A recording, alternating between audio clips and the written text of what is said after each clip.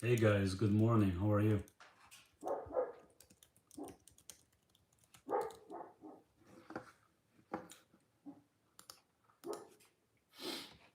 I hope you guys are doing good.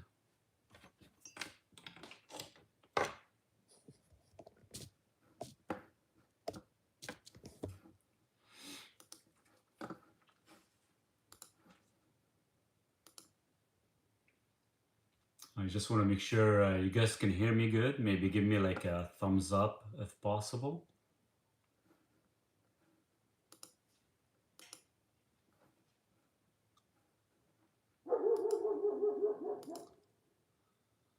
And there goes Duke. He's going a little bit nuts.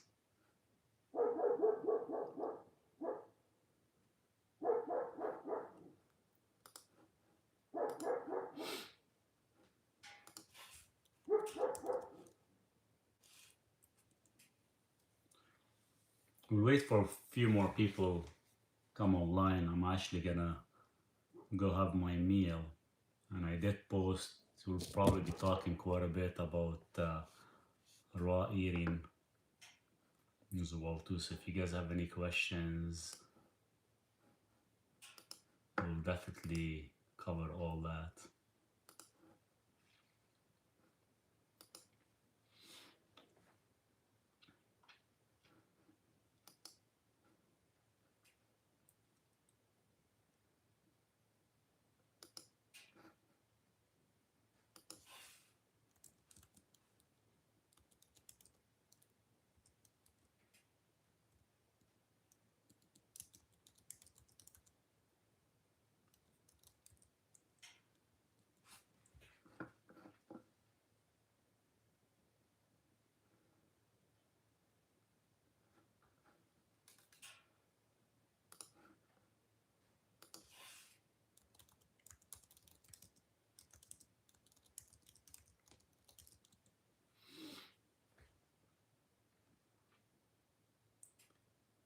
Hey Paul, how are you? Good evening.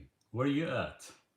It's actually nice and early morning here for us. It's roughly about 8 a.m. in the morning, give or take.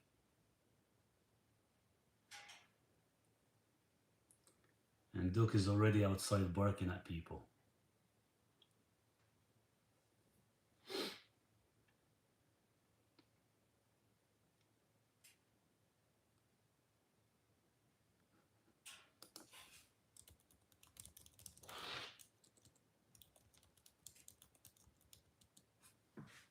Cape Town, just after 5 p.m. here. Well, that's good. There's Duke. He wants to come in. Come in, bud. What? Okay.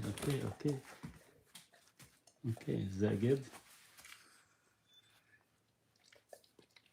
What are you doing outside? Barking at people?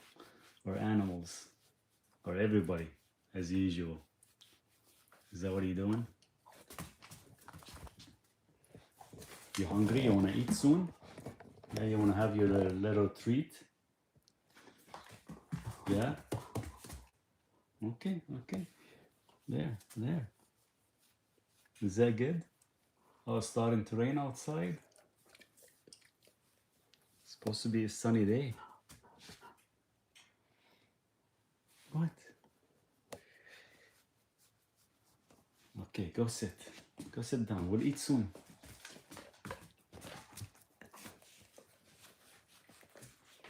Okay. Let's go up the couch. Go. Place. Yalla. Place. No. Okay. You haven't gotten your morning loves yet? No? No?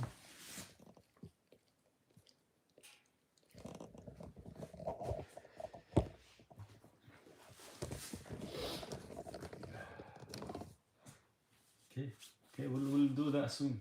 I'll get you some, Duke. Give me a couple minutes.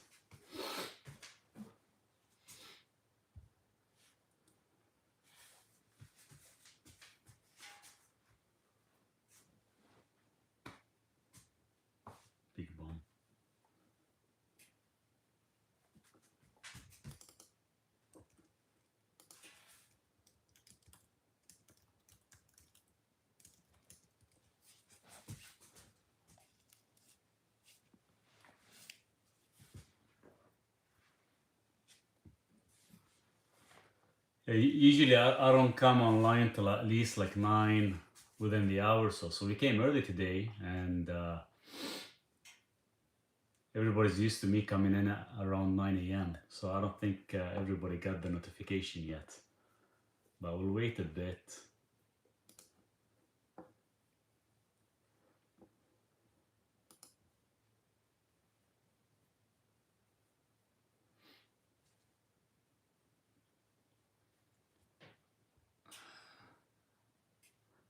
And I'm moving quite slow today just because I fell yesterday and I hurt my ribs. So I can't really lift my arm much.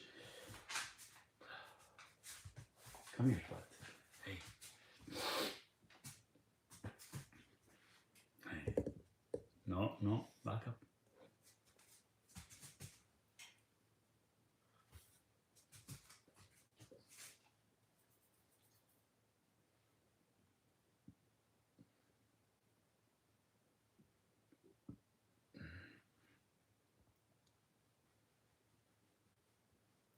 How's the weather like in Cape Town? Is it pretty hot?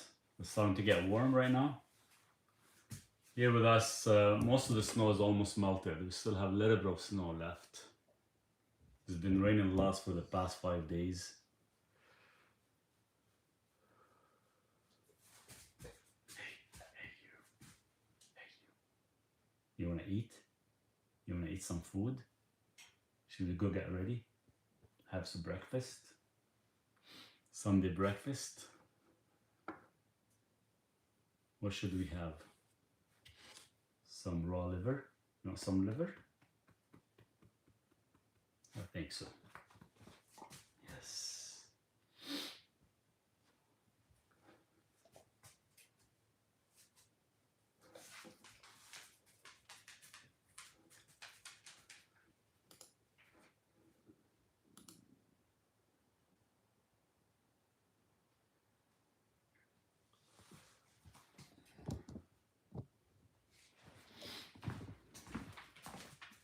So yeah, I bought we bought about 10 pounds of liver yesterday, and actually it came as one big piece. It was roughly about 10 and a half pounds, and we did slice it into steak size. So we got quite a bit of liver. We can probably enjoy. And I haven't tried this one here yet. It is from a different butcher, but I did actually freeze it for a couple of days before, so which is nice. We're gonna try it out, me and Duke, and we'll see how he likes it.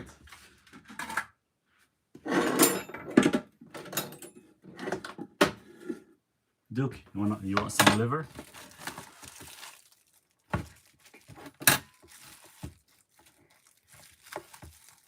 You want some liver, bud?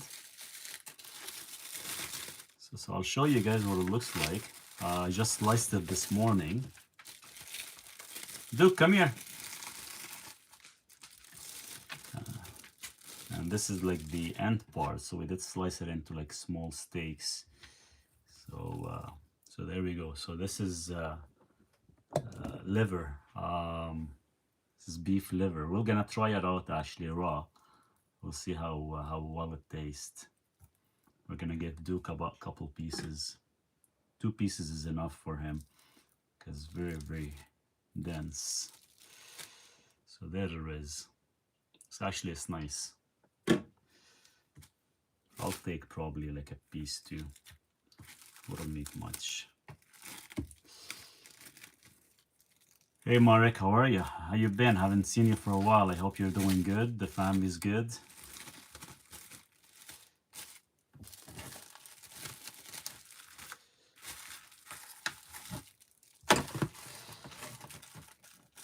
T, how are you? I'm doing good.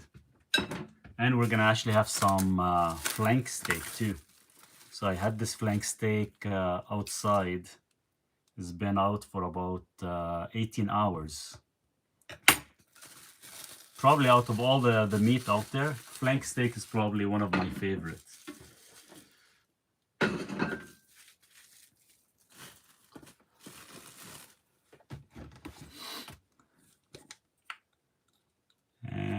do the salt here. Bridget, how's it going?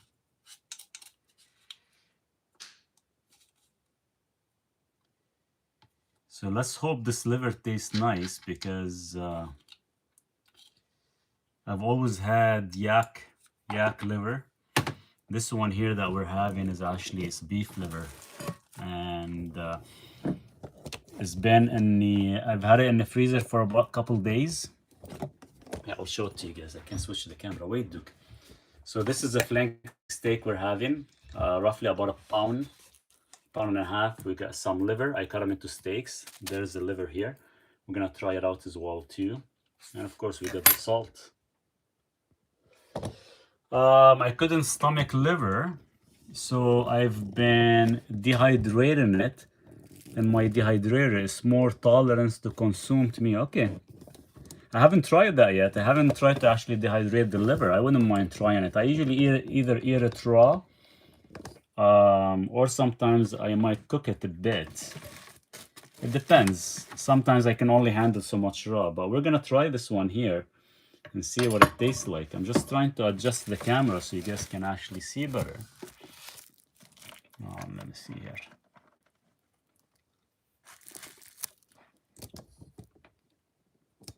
I don't know if you guys can see, and I can't really bend down much because of my ribs. There we go. Or maybe I can take it from the stand. Give me a sec. Yeah, there we go. I think that's better. Maybe up here. It's kind of weird.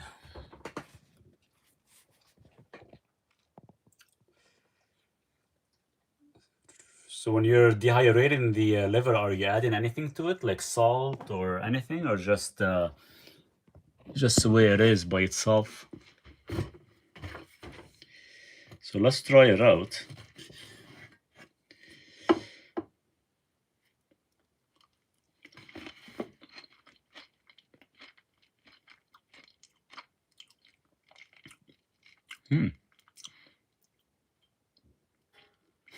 Crimes. Hey Maurice, if a carnivore wants to use eggs as his main food for a while, what would you recommend as supplementary food for good balance? With eggs, like I sometimes eat about 20 eggs a day.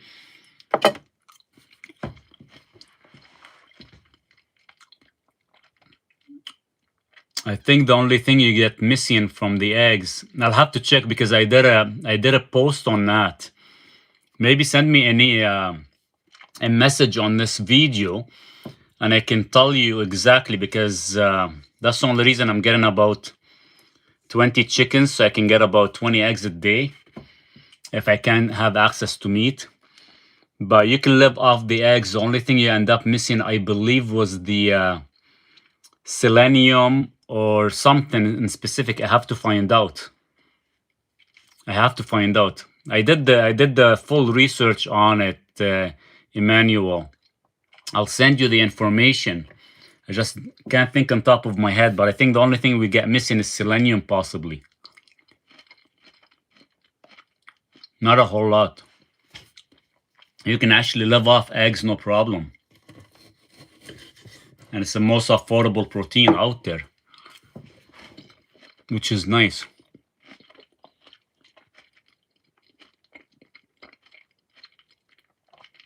And if you end up eating like 1 can of sardine on a weekly basis, you can actually get enough selenium. But I'll have to double check. Because I don't want to give you the wrong information. I know there's either 1 or 2 nutrients we could be missing.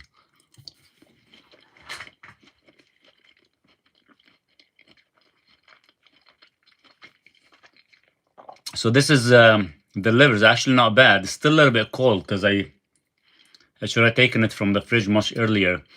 This here, the flank steak, has been out for about 18 hours or so, room temperature.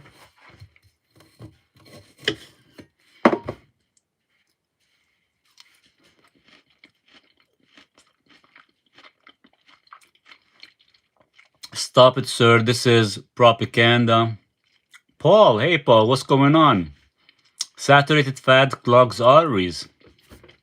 You know, it's funny how people put a label on a diet without understanding the proper science behind it. So you putting that out there, Paul, this is like, this is almost being like lazy science without doing a proper research. So before you put messages like that on a video and saying saturated fat clogs arteries, how about you do some research and understand the research before you actually put comments like that, please.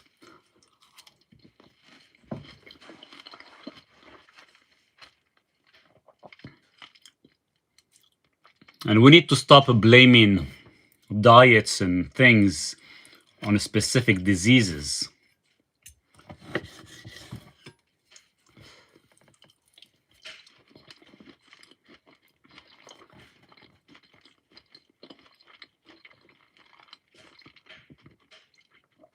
I had meat aversion for a little while and was surviving off primarily eggs for over 4 months, thrived for months until I overcame the meat aversion. Now back to lamb, beef, and eggs. Yeah, you can definitely survive off eggs, no problem. I do it all the time, and you know, I ran out of meat for 2 weeks straight. It doesn't, you know, eggs are good. Just don't overcook or don't even cook the yolk, so you can get all the nutritional fatty acids from it, and that would be perfect. Just ate a flank steak with some beef short ribs. Be back shortly after my zone 2 walk. Nice. Yes, we need the zone 2 to actually get active and cause some proper clearance. How do you get to eat raw meat? How do you get to eat raw meat? You do have to start quite slow. You know, I've been doing this for probably close to about 9 years eating raw meat. And the best way to do it is if you actually keep it in room temperature, the flavor enhances quite a bit.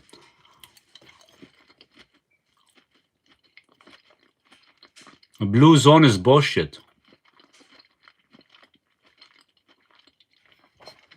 Paul, blue zone is bullshit. There's no such thing. Eat based on your biology, not based on specific things.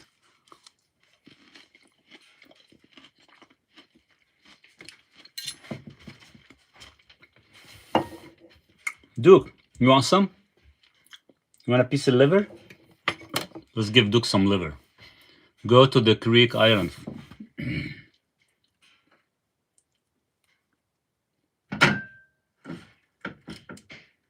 Okay, we're gonna give this to Duke. You want it? Smell it. Smells nice. You want some salt on it? Get some minerals. Here, take it. All yours.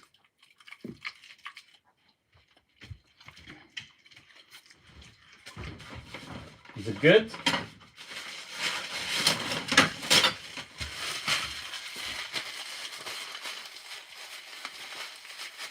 Good boy. Was that nice? Was that good? Eating raw meat make your lab's biomarker look better compared to cooked meat and fat. You know, when you eat raw, you keep the enzymes intact, all your water-soluble vitamins, and what happens is your body uses what it requires based on the protein intake. What's going to happen is you're going to notice that your essential fatty acid profile is going to be a little bit better because you're not oxidizing the fats. That's about it.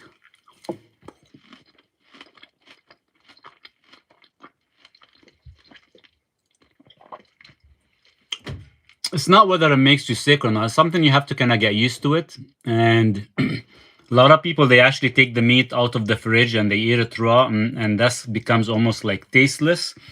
It is better to actually keep it in room temperature Like this one here, flank steak, has been outside roughly about 18 hours, give or take, and actually enhances the flavor quite a bit.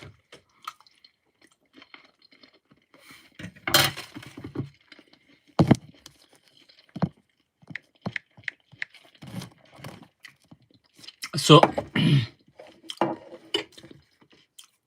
I like to lightly oven my ground beef for 10 minutes. You could definitely do that. Like, raw meat, the nice thing about it, I enjoy it because it does keep the natural enzymes intact. Sometimes cooking denatures proteins and enzymes, but a lot of us, when we actually eat the meat, we tend to eat it like medium rare. So the inside is still quite rare. So we do maintain quite a bit of the nutrients. Now, the raw texture, it is quite softer. So if you do have a tough meat that is going to be quite chewy, if you cook it, eating it raw is going to actually make it a lot easier to handle or to even chew it and digest.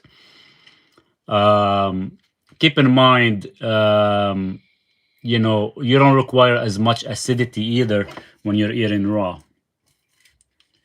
Benefit, you're not gonna oxidize you're not gonna oxidize or denature it either.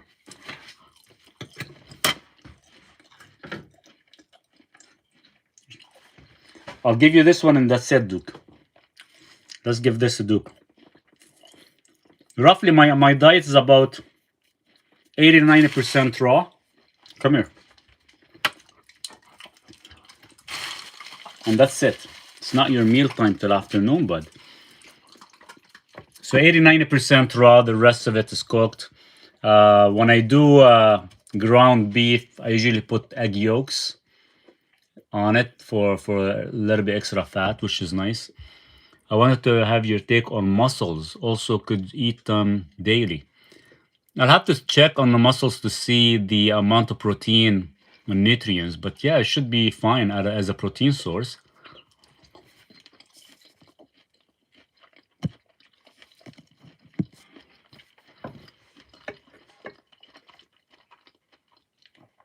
I eat 95% carnivore. My LDL is insanely high. At the highest, it was 16 millimolar. That's you have a clearance issue.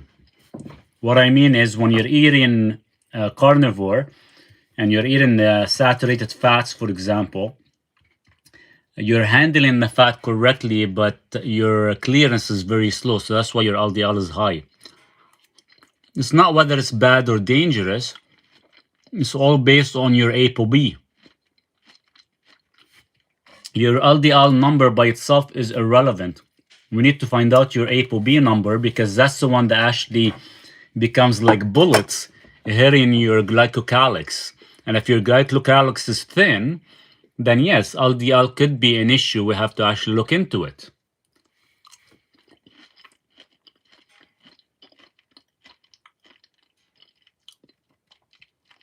Apparently, cadmium level can build up over time with mussels. I usually eat sockeye salmon daily. I eat sockeye salmon as much as I could. But the problem is, it depends what you have access to. And yes, a lot of the seafood does contain a lot of heavy metals, but it's like this with everything. Even our beef, even plants, fruits, everything contains heavy metals. So we can't really get away from it. It's just we have to kind of maintain the proper intake without overdoing it.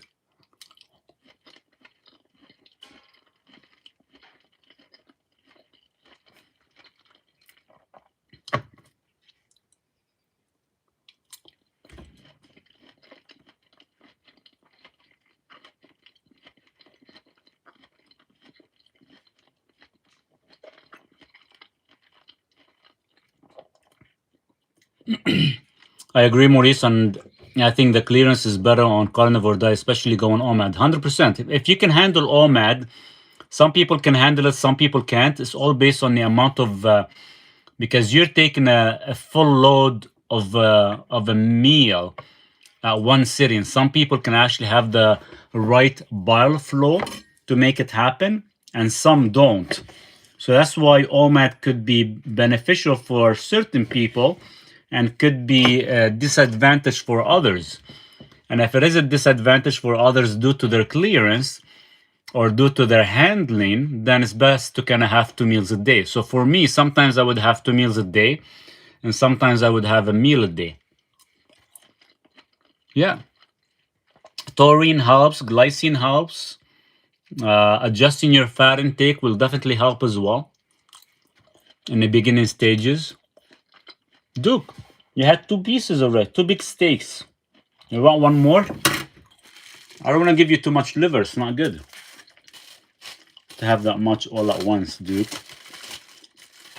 I'm gonna give Duke one more piece. And that's it. You have to wait till your meal time, buddy. Oh, this one is good. Let's give him this one. And you don't need to eat that much liver. Usually every 7 pounds of muscle meat, you want to consume about roughly 300 grams. You want some salt? Here. Duke, here you go. Okay. Enjoy it. That's your last piece.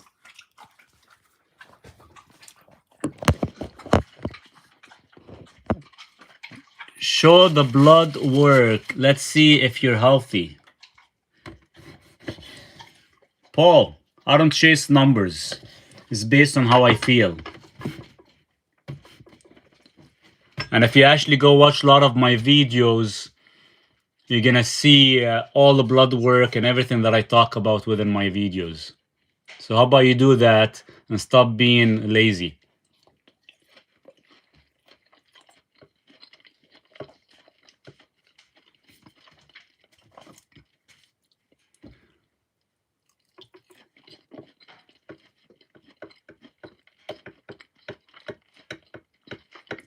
That's it.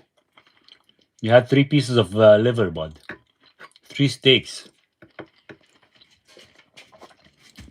How many mice did Duke caught this week outside? Trust me, you don't want to know. I had to actually get him dewormed again. The same day I got him dewormed, we're building the chicken coop.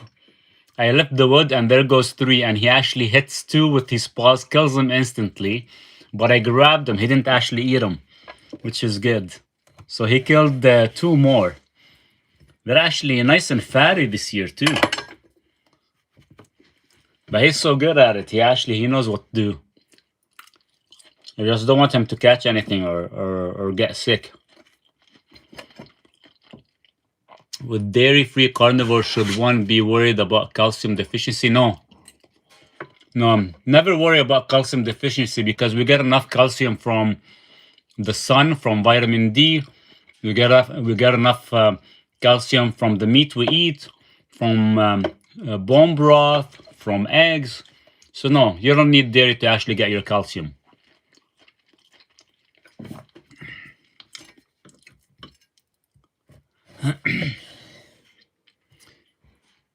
Paul, if you understand the biology and you understand how your body works for clearance, you wouldn't be putting these words out there. Good job, Duke. Best hunting dog, German. Yeah, he loves hunting. No more, Duke. That's it. Here. Last one.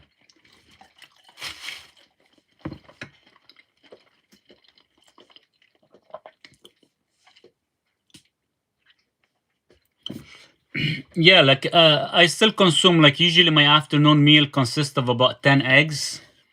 And you know, as long as your clearance is good, your handling is good, your bile is moving in the right direction, then there's nothing to worry about. But if all that stuff is not working, and that's why you tend to see people with lots of high LDL, and it's not about the LDL being high; it's about your ApoB. Paul, if you're gonna continue putting stupid words within this chat, I can ban you. So stop it. Either be nice with everybody, or you can actually leave, because it's not appropriate to actually be putting swear words out there or anything like that. And I'm being serious.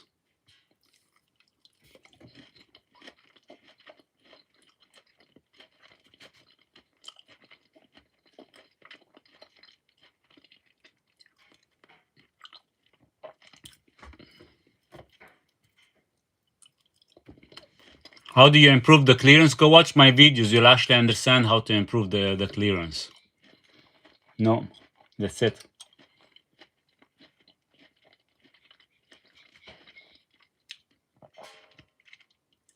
Like I said, you know, a lot of people, they just put comments out there. They want fast answers and everything.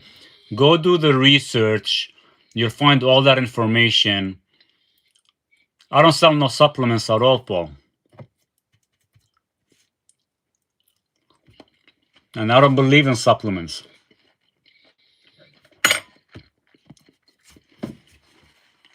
What? No. You already had enough, buddy. It's not good to have that much liver.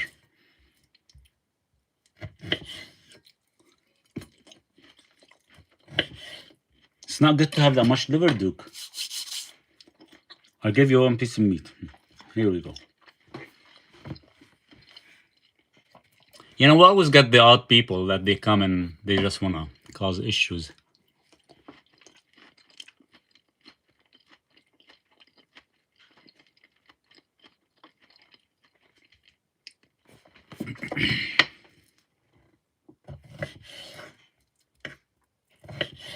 This steak is actually nice. If anything, if I want to, you know, if you guys ever want to eat raw meat, I know I have a lot of students, they love eating the ground beef because they, you know, I do it with the egg yolks and everything.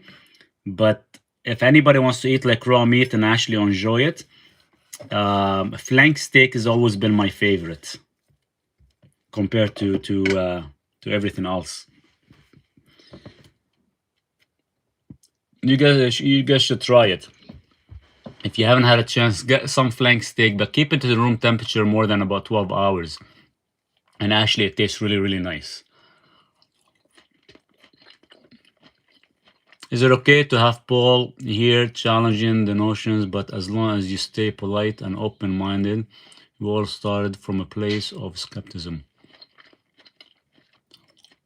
Something that's satisfying about watching people as yourself eat meat. It's good. It does the body good. It's nice. I like it, and I like eating it raw because it does have a nice texture to it. And I'm kind of used to it. Like I've been eating it probably 8.5 to 9 years, eating raw. But keep in mind, I've been, you know, coming from the Middle East. We've always had raw liver since we were like 5 years old as well too. So it's always been like almost a delicacy.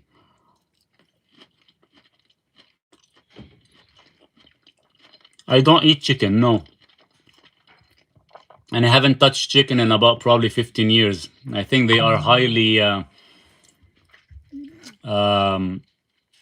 inflammatory bird, and I would never eat it raw. The only raw thing that I would eat would be meat and fish. That's it.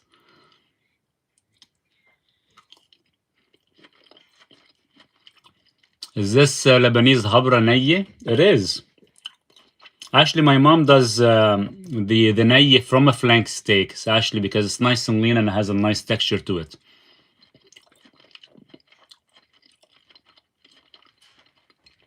Yes, chicken is very highly inflammatory. You're right, BRB getting my sufficient as complete aminos and fast soluble from tofu and seeds now.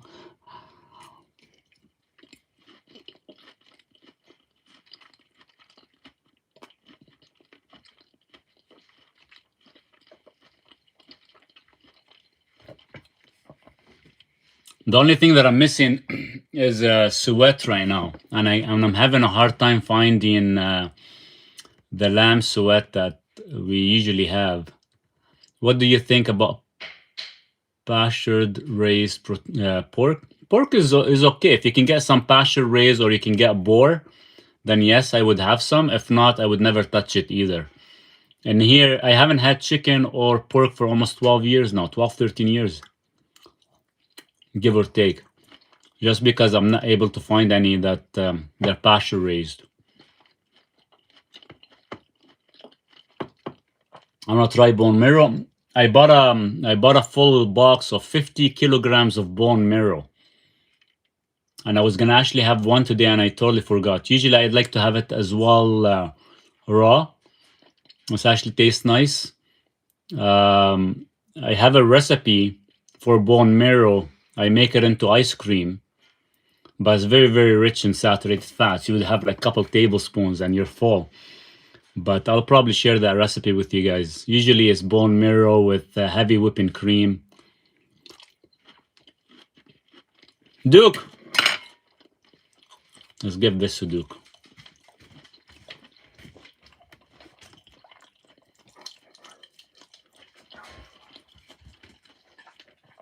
Where do you get your meat from? Directly from a farmer. That's it, go. Go. That's it, we're done eating. I'm just gonna have one piece of liver. So I don't buy anything from a local store or anything. So everything I get, it comes directly from a farmer that I've been dealing with for 12 years. Now this meat here that I got, it is from a new farmer that I just met 3 weeks ago.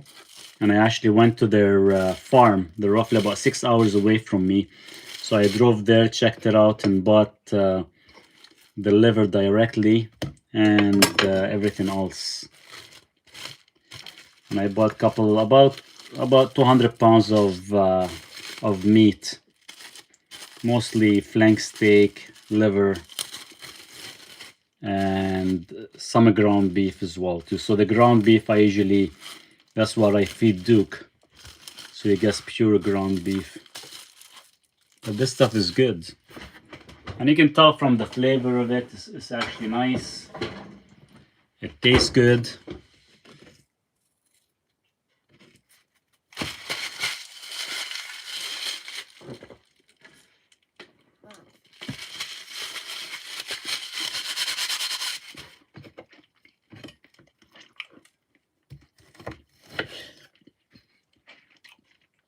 And I just cut the liver too because it came about 10 to 12 pounds. So I cut it all into steak size.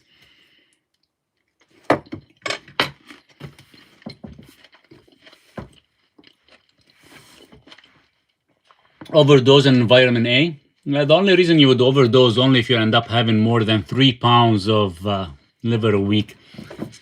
So having roughly about, let's say, what I'm having right now, this is my third piece. You're not gonna hit the overdose level at all. As long as you maintain it, every 7 pounds of muscle meat, you want to have roughly about 300 grams of liver. This way you can keep your zinc to copper ratio correct, and you're not gonna really overdose on vitamin A.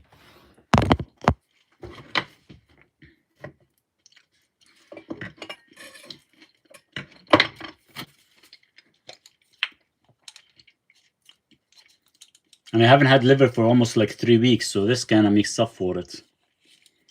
Because sometimes they don't butcher on an ongoing basis, just mostly on demand. And there's always people waiting list to get the liver, to get the beef tongue, everything. So my turn came and I got the full 10 pounds. So the 10 pounds should last me probably about 8 weeks, give or take.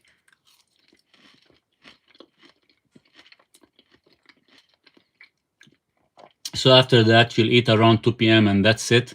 After your 2 p.m. meal, eggs and lamb this afternoon or any bone broth. No, that's it. This is my first meal. And my last meal of the day would be at 2 p.m. And once I eat at 2 p.m., that's it. There's nothing after. So this way I give my body enough clearance.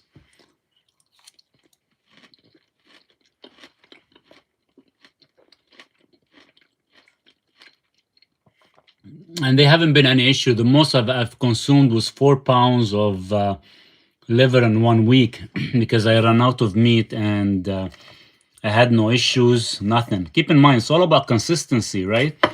So not having it a one-time heavy load of vitamin A is gonna hurt you or anything. Your body is tightly regulated and it can actually adjust correctly as long as you keep your system stable.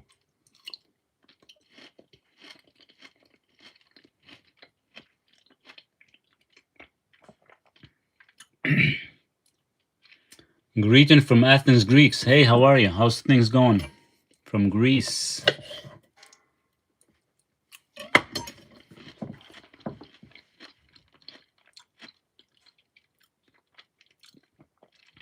Bro has the metabolism. Mother.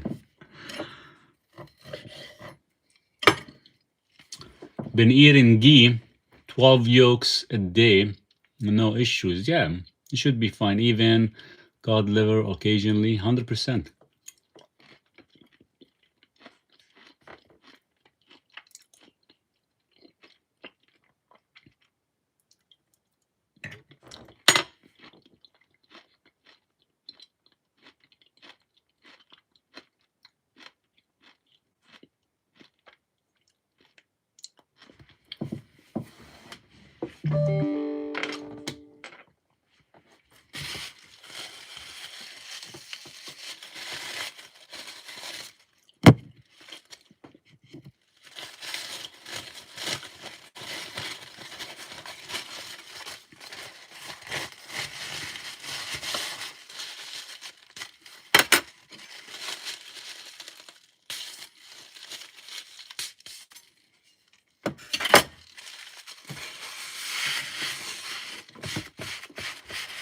Even cod occasionally, good. Heading towards summer, getting hotter every day. That's awesome. Yeah, and here we haven't yet. It's been raining lots. We need the rain actually, so this way most of the snow has melted.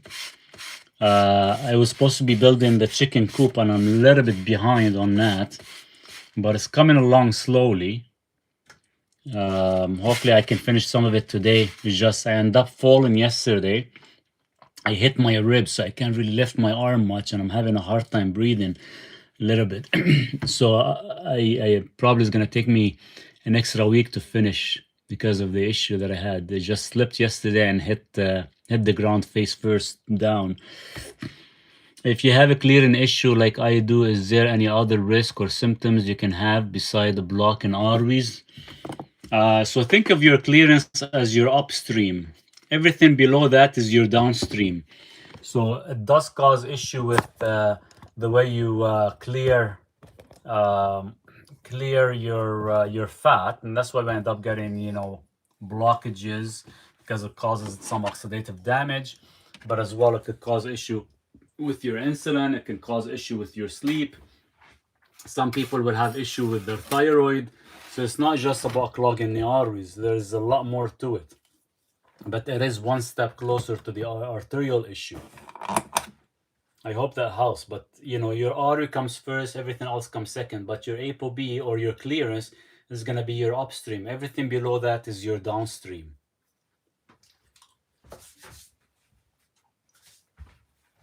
Trying to find my cup.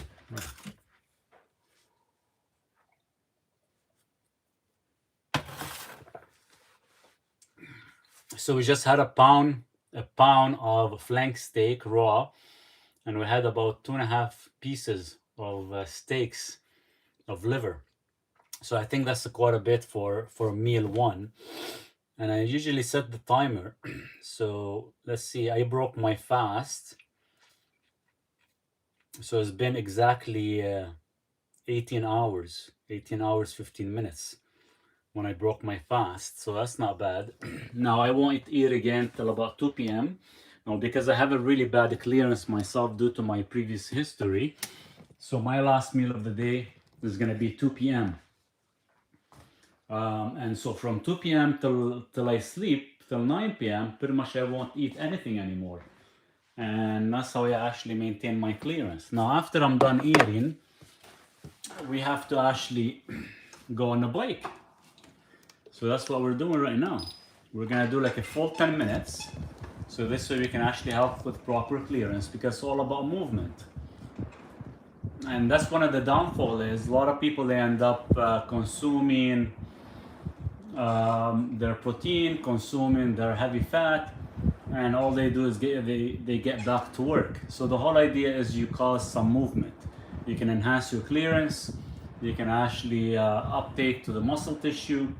You can cycle your chylomicrons. You can do a lot of things just by moving 10 minutes. It doesn't have to be anything extreme, just simple. You eat twice a day, you move twice a day. You eat 3 times a day, you move 3 times a day. And this is just the first part of it.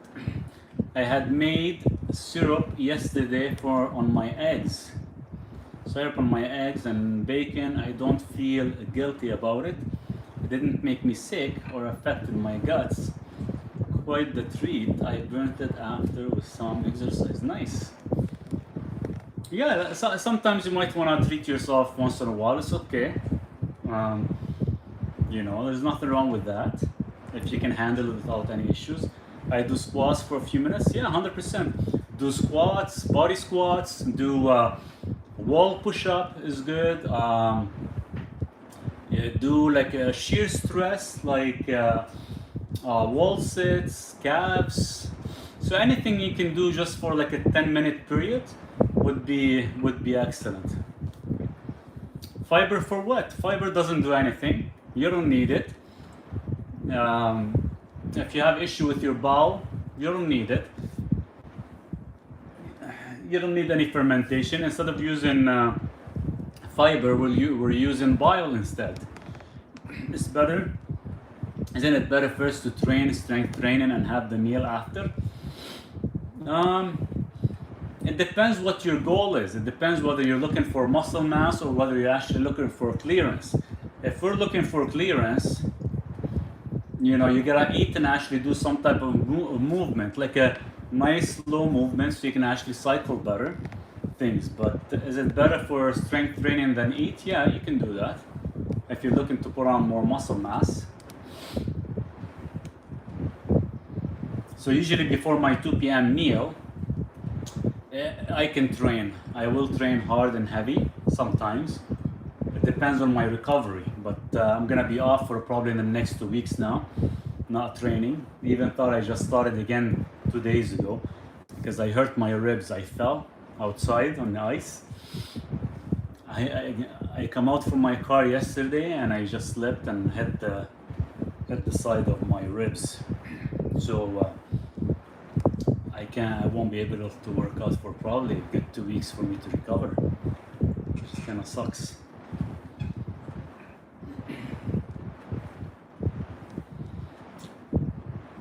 Welcome to Rhythm Rangers. Cheers, Paul. Thank you. So yeah, and you don't need much being on a bike or doing any type of movement. So this is good. The bike is doing for 10 minutes is good. There's a lot of exercises that I post. I'm actually writing a third book right now that I'll be talking quite a bit about movement and how it does and how it works, because the problem is we all think that if we're working out once a day for an hour, that's it, we don't need to do any other activities. It's incorrect. The body was meant to move. So you know, we tend to sit idle for too long and we barely move throughout the day. So movement is very important. Even every hour, every 45 minutes, if you can do like a 2-minute movement, is more than enough to actually support your body, support your nitric oxide, cause shear stress, you know, help with proper blood flow. All these are necessary.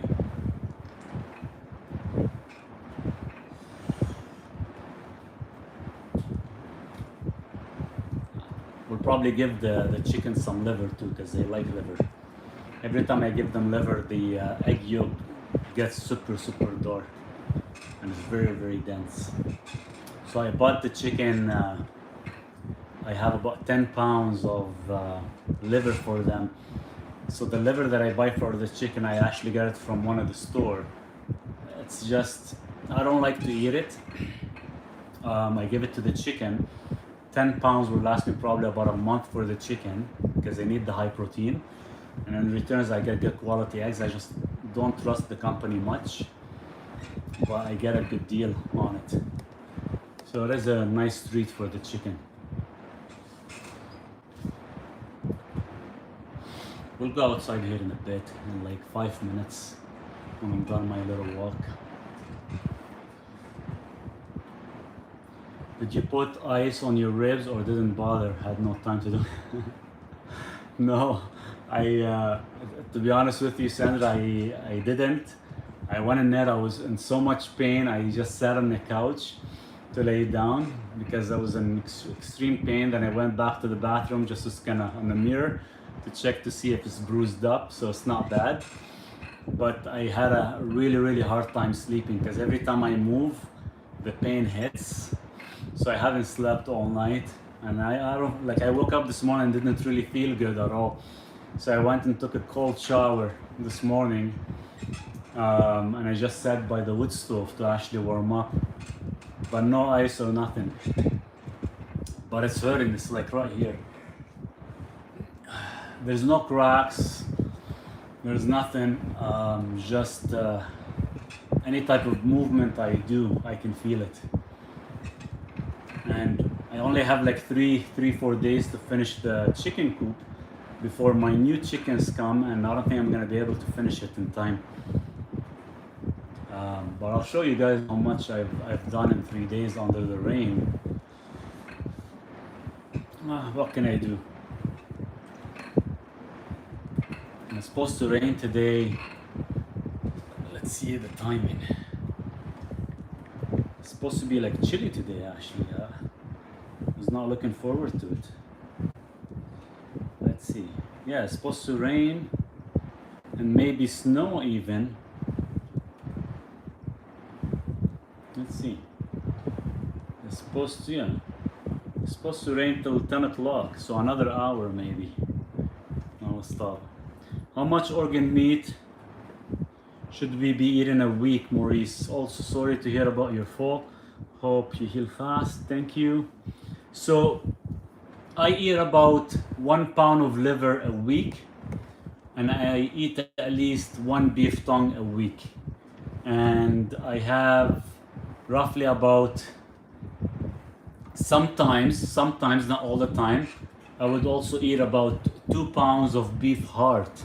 Now, if I don't have access to beef heart all the time, then I would have probably about a couple bone marrow a week, because that's considered being an organ as well. So you got bone marrow, you have beef tongue, and you have liver.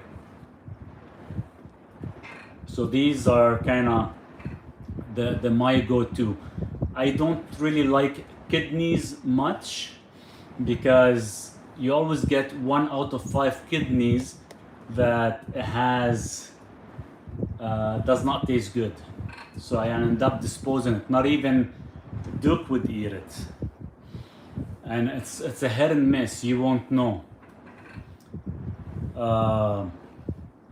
As well, other than that, you know, the rest of it is gonna be muscle meat, but make sure you're doing some bone broth, because we do need the glycine, and it's very important to get it.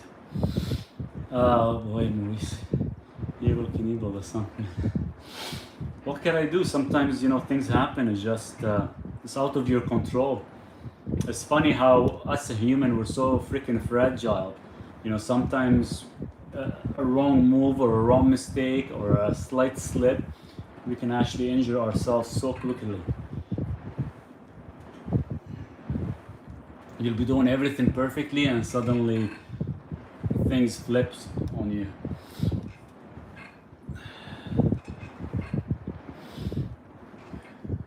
So we'll go outside here in a minute. I'll show you guys how much I've gotten done. By the way, I'm supposed to be getting my book today, a printed copy, guys. I know everybody last 3 weeks or so, everybody been downloading the PDF ebook. So finally got it being made as a printed version through KDP. So they're sending me 2 copies today. It should arrive today. I'm waiting for the driver to drop it off. And if it turns out good, I'll send you guys the link, because I'm gonna publish my other book that I've been writing, and I think the other one is gonna be quite interesting as well too. So hopefully you guys will enjoy reading it. Every time I actually grab and read it, I read the whole thing in like a day, well, a couple hours usually. It's not bad. So definitely thank you guys for all the support, and Sandra as well too.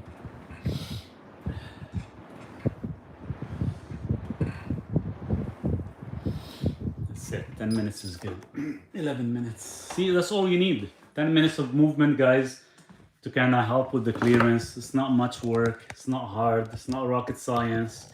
You're gonna save yourself from issues, and you're gonna actually give your body a hand.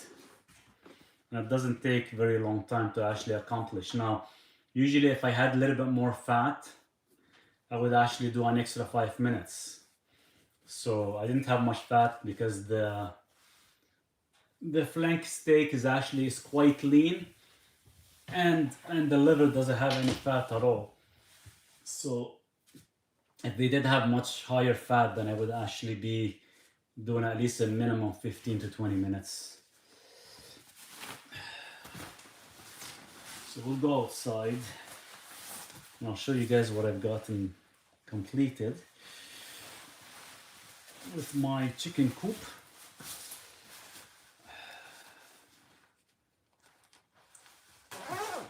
And of course Duke is getting excited already. Let me get my socks on and we can come back and maybe have coffee. Yeah, Duke, I'm coming. Don't get too excited, my friend. You need a girlfriend, Maurice, to take care of you and help you. Go hunt.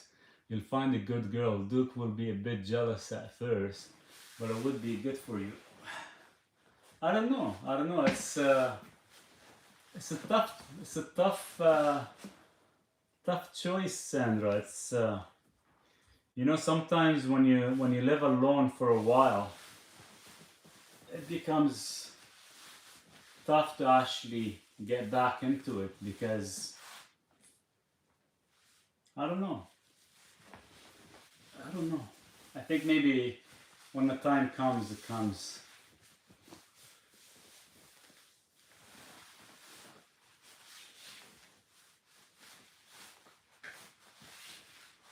As long as we don't die alone.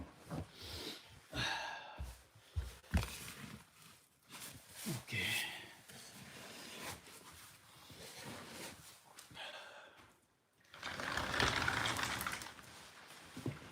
Oh yeah, it is raining. I'm not playing Duke with the ball. I'm not playing, it's raining. We're not getting wet. Yeah, I'll show you guys the chicken coop that I'm putting together. There it is. Here's my little chicken coop. So it's coming along nicely. I just gotta finish one of the side and I'll have to cover the whole thing. I haven't had a chance. There's the little chickens, if you guys can see them. And I'm getting about 12 more. And this is where they actually lay all the eggs. And this is the big extension. It's about 80 square feet. So I did the estimate based on the square footage that I have. I can fit 24 chickens where they can live very comfortable. And I bought a 40-foot run. So a whole 40-foot run that I'm actually gonna install. So this way I'm gonna have an opening so they can come out from the chicken coop and they actually can dig in the ground or do whatever they want. I'm giving them roughly about 2 feet by 2 feet in height. And it'll be about 40 feet in length. So there it is, and I got the creek. You guys can see the water. So there's the water creek that is actually running under the chicken coop. I'm gonna block it there, but this way they can have fresh water all the time. I don't have to worry about filling up the stupid plastic thing. So it'll be like fresh water coming from the creek. If you guys can see it, and it's going under the chicken coop. So we got all that done in about 3 days. I wanted to finish it today, but we'll have to wait for the rain to stop because it's getting there. Right, Duke? I'm not gonna play. Gotta wait till the rain stops.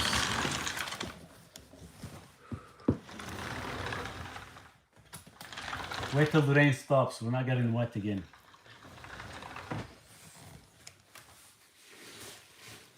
I'm ready to take my shoes off.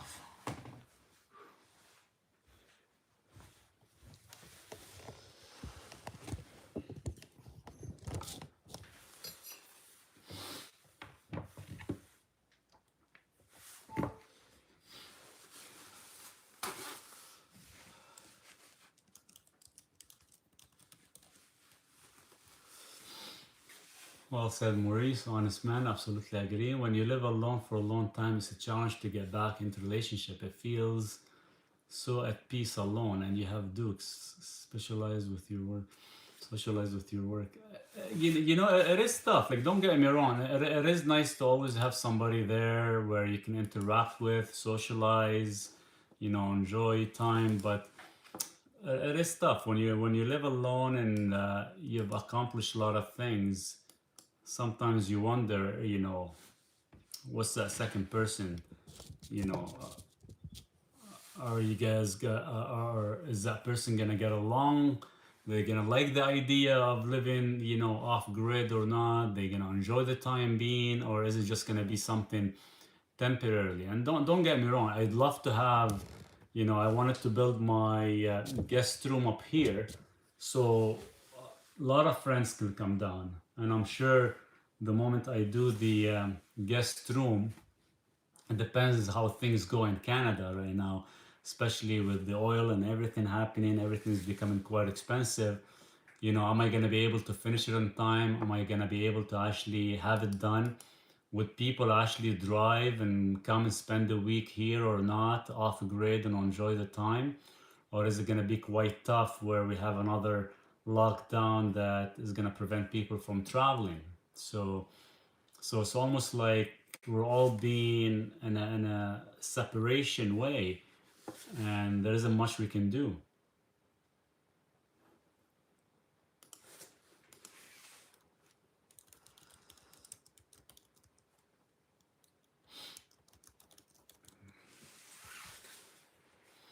A friend of mine is diagnosed with Crohn's disease.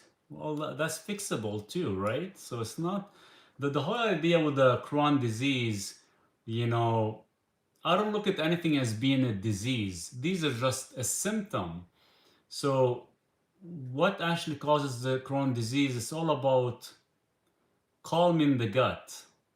You calm the gut without any supplements, then you can actually feel good. So what I mean by calming the gut, so what do we remove from the diet? You remove seed oil, you remove processed foods, you remove dairy if it's problematic, you remove alcohol. You have to start to remove all these things, and there's no such thing as a magic pill. So it's all about the body has to trust you. So once you start to remove all this heavy man-made manufactured corporate items and the body start to trust you, then you can actually start to adjust. You say, well, how does eggs do for my body? Do I feel good when I eat eggs? Do I feel good when I eat meat? Do I feel good when I eat specific things? And it's all about, when I talking about how do you feel, it's about how's your sleep, how's your energy, how's your cognitive performance. If everything is checking out good, that means you are moving in the right direction. But you want to actually, in that meantime, while you're removing all the garbage, you want to make sure you are on a simple, low residue food, not too many varieties, and something easy to digest. So things such as eggs or red meat, and that's it. Maybe a little bit of fish. Um, if you do want to speed up the process, you can do some supplementation like zinc carnosine would be good. Collagen helps, so drinking a lot of bone broth. N-acetyl glucosamine is good for the inner lining of the mucosal. So there's a lot of things you can actually do, but the idea first is to calm the gut, remove all the noise. If you don't remove all the noise and you calm the gut, then you're never gonna fix the issue. You're always gonna be in in a sick environment. So for her to actually feel better, she has to actually adjust, because you are either gonna eat to feed a disease or you're gonna eat to prevent one. That will be good for you, the guest room and receiving some guesses. My dad always says, nice to see them arrive, nice to see them go. Lol, okay, next. It is nice actually, Sandra. Don't get me, and that's been my idea for the whole, since last year, and that's why I kind of put these two doors here, because I wanted to actually make an extension of an extra room. Now that extension of an extra room, it could fit a bed, I can have a bathroom, all that stuff, and I think it would be great, because at the end of the day, living in a farm and living by yourself, sometimes it hits you, and sometimes it is nice to have some company where you wake up in the morning and have some nice coffee by the wood stove, for example. At the end of the day, we all live once, we all enjoy life once, and all we have is time in this life. So why not enjoy that time with a lot of people that actually care? It doesn't have to be a boyfriend, girlfriend. It doesn't have to be somebody who you really, enjoy being. It's just more of a friendly conversation and having an awesome time. Thank you so much, Maurice. Much again. I will give all that information to contact you. Yeah, for sure. Keep me updated. Let me know how it's going. But these are the main important things. We always, the problem is we never really look at supplements in the beginning stages, and we should never always look at supplements at all, because supplements are not gonna fix everything. It's your diet that is gonna fix everything. It's the control of the lifestyle is gonna fix everything. Now, what happened is a lot of influencers or a lot of doctors or naturopathic or functional medicine, you go to them with a problem, the first thing they want to do is give you a bag full of supplements or medication. You're not medically deficient, you're not supplement deficient. You just need to actually fix the inputs. So anything you put in your body, you want to fix that first. And once you fix that, everything calms, your body calms. And once your body calms, you're gonna actually feel great. Like, look at me, for example. I didn't sleep all night because of the pain of my ribs every time I move, but I still, because I pay attention to the inputs, I pay attention to a lot of these things, I wake up still feeling great. Guys, join his school and Substack, best investment of your life. So affordable because he truly cares about our well-being. Blessed because we are access to his knowledge. Thank you, Anne. I really appreciate you for putting that out there. Guys, if a lot of you guys want more support, if you get a chance to join my school, you're gonna get a lot more support as well, 100%. You're right, you got heavy medications. I'll find you a good friend, a friend from BC. She eats pasta and pizza. You'll have to convert her into carnivore. Nice. That's gonna be a lot of work. I don't know if I can do that, a lot of work. But no problem. We can work something out. I don't, it'll be interesting. It'll be interesting, when you meet somebody and they live a different lifestyle than you, you'd be wondering how things will actually be like. Because what happened is, you have one person who follows like everything in the health way and what we should be eating. You have another way who just says, yeah, you know what, I'm just gonna take it as it comes and live life to its fullest, right? But you almost have to kind of compromise and come up with a solution.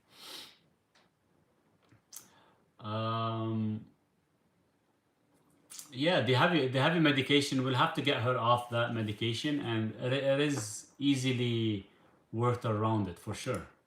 We can definitely get it. By the way, if anybody has access to well, I don't know if you guys would or not, like a good wholesale for supplement. I'm looking for a specific supplement that I can actually get it in big quantity, because it's one of the main products for my glycolic supplement that we're having a hard time finding a company for it. And they all come It's funny, a lot of these companies, they come out of overseas. None of them are within North America. Uh, Jose, hopefully I'm saying your name correctly. Bill, hey Bill, how are you?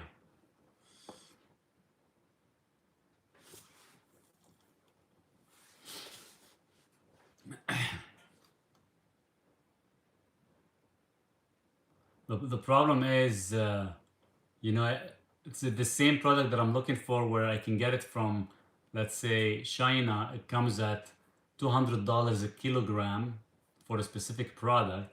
Yet if you buy it from Germany, they want to charge almost $300 a gram. So you can see the difference in between prices, and you wonder, you know, what's so difference in between. So it's been kind of, it's a very important product, very important product. It's one of the missing ingredient for repairing glycocalyx. Just to kind of give you guys an idea that I actually would love to get my hands on it.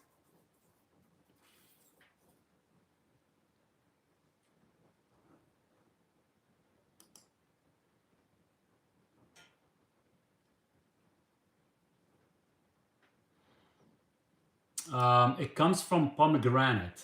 It comes from pomegranate, and it's called punicalagin. When you consume pomegranate, you get roughly punicalagin comes out from pomegranate, but I'm looking for a minimum of 30% of it. If you're able to find, Audrey, if you can find this product somewhere, but I'm not talking capsule size, I'm talking like in a large quantity, like we're talking a kilogram or 2 kilograms, would be ideal. Because that's what I'm looking for.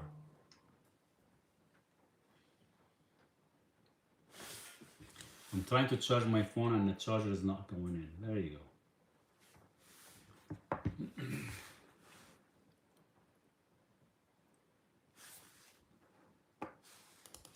And it's very tough to find it. I can find it overseas. The problem is when they ship it from overseas to Canada or the USA, due to the moisture and the way it's shipped, if it's not fast enough, it could actually cause the product to break down or end up having a lot of moisture buildup. Now you can get pure ellagic acid or pure pomegranate, but the problem is we just want to make sure we're getting that 30-40% of that punicalagin is called. It's a type of polyphenol that is found in it.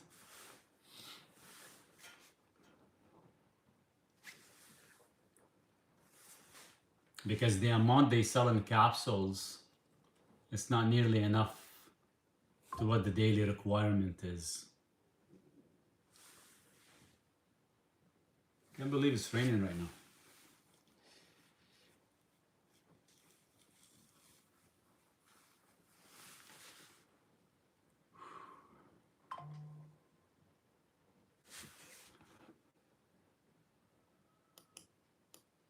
I haven't even got the eggs from the chicken from yesterday, so now I'll bet you if I go to the chicken coop, we'll probably have about 12 eggs in there.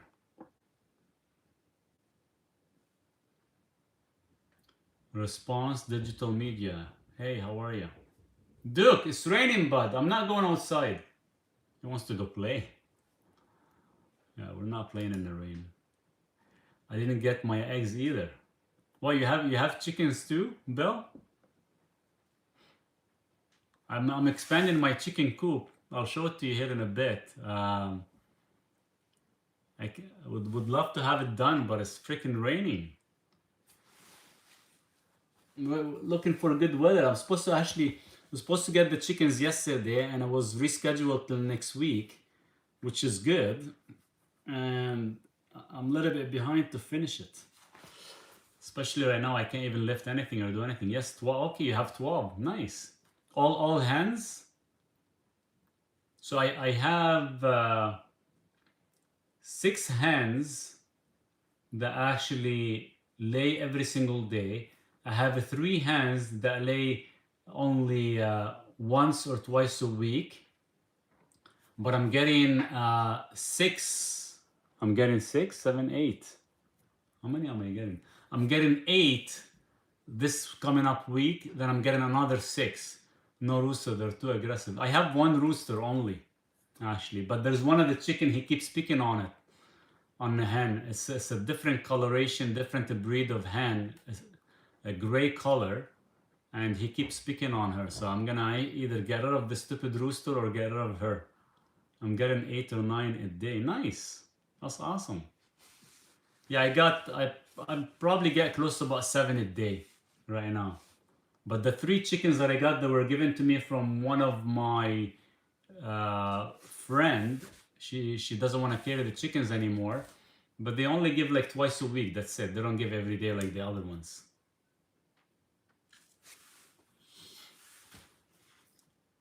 So I was planning to make some ice cream today with eggs, egg yolk, and heavy whipping cream. I don't know what else to put with it. I thought I'll make like a nice little ice cream. Yeah, we'll probably use eggs and what else? Here, let me look at the recipe. I need eggs and heavy whipping cream, and maybe put some glycine. Oh, I forgot to take the glycine and the taurine after my meal. I'm getting 8 or 9 a day. Coconut oil? No, I don't use coconut oil. Coconut oil tend to drive your ApoB quite high. If anything, I would use like maybe MCT oil, but not really. But no, I would use probably glycine, because glycine has a nice sugary flavor. There will be all sugar duffel. Yeah, no kidding.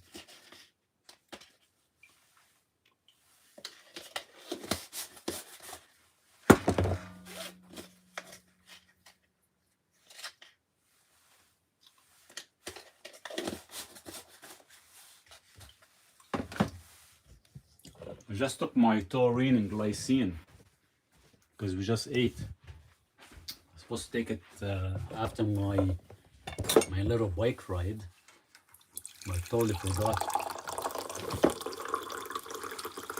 But it's raining lots right now.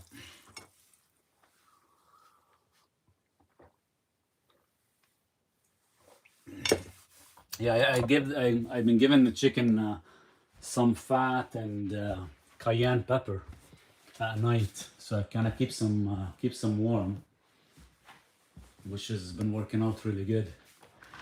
Duke, we're not playing, buddy. Wait till the rain stops. Come in. Go sit down for now, please. We're not gonna play just yet. You're all wet. You're already wet. Your back is full of water. It's really the best investment I have done for myself and join Skool. Thank you, Paul. Duke, thank you for putting that out there. You're all wet. Look at that. Let me wipe you down, you silly boy. Look at that. You're all wet.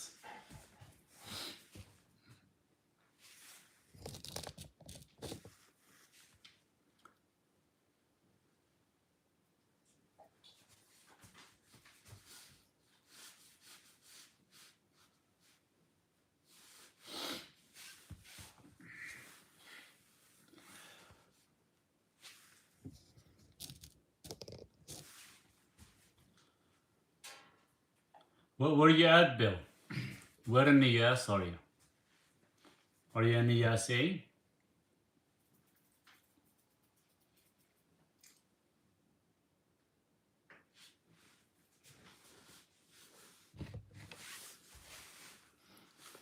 Let's see if there's any. I wanted to buy. Duke, we're not going outside, bud. I wanted to buy, what do you call it? A goat. And I meant to tell you, Maurice, my PSA levels went down further to 2.9 from 6 months ago, at 3.4 being on Carnivore. 100%. 100%. Keep in mind, we remove all the inputs and we keep the inputs quite clean, your body's gonna actually stable itself. Are you taking a break at Easter with your school program? No, I don't. I'm not taking any breaks at all. I'll continue working and supporting you guys as much as I could. There's no breaks for me. The only time I would take a break, I'll actually, whenever I travel to the city, I might be traveling to the city in the first week of May, so I can go fulfill more meat. Probably take like 3-4 days. But in that 3-4 days, I won't be doing any videos, but I'll probably continue kind of supporting the school. Or at least responding, because it's taking me about 4 hours every day in the school to respond to everybody. Yesterday I couldn't because I was in so much pain because of my ribs. I didn't respond. So I'm gonna be behind today, but I'll respond today. Maurice, I hear people say don't get ghosts. They're hard to keep in fence. Really? No, the fence that I have is 6 feet high. What do you mean? They'll jump it? They'll climb and jump it? So if I get a goat, they can jump it and go to the crown land, and they probably get attacked by a bear. That's not good. What would you recommend for someone with ALS? Ooh, that's a tough one. Tough one. It's not gonna be easy.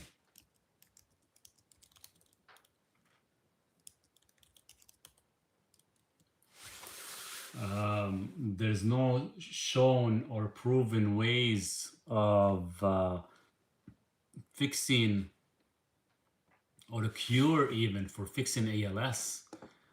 The scientific literature on it is so plain and so behind that, you know, you can't do anything else other than try to kind of control your glutamate. And if you control your glutamate, you can slow the progression down, but that's about it. There is no real evidence of actually doing anything, because it could be due to a gene mutation issue, clearance, not of fat, but the clearance of protein, neurotransmitter issues. So there's so much to it, and it's one of the toughest things. And it is one of the toughest thing. Even right now, there's a new study, new stem cell approach coming out of Japan that they're actually working with people on it, but it's not proven yet, and it could be taking years. So my way of looking at it is I would actually travel to Japan, because the cost of medical and stem cells and everything is way more advanced than the USA and Canada, and you can actually get way better results and answers right away. But the whole idea is, when it comes down to ALS, is cellular energy, redox balance, and stable signaling. If these three are stable, you can stop the progression at that stage, so it doesn't get worse. But as well, it's all about the inputs, and the inputs plays a huge role in this. And keep in mind, the body responds very slow, so it doesn't happen overnight. It can take a few years to stop that progression, hoping we won't actually accelerate anything else. It's very tough, but the idea is to reduce glutamate as much as possible in the body. Doesn't matter how you make your eggs. Can they be scrambled or sunny side up? You could, but the problem is with the eggs, egg yolk is very sensitive to heat.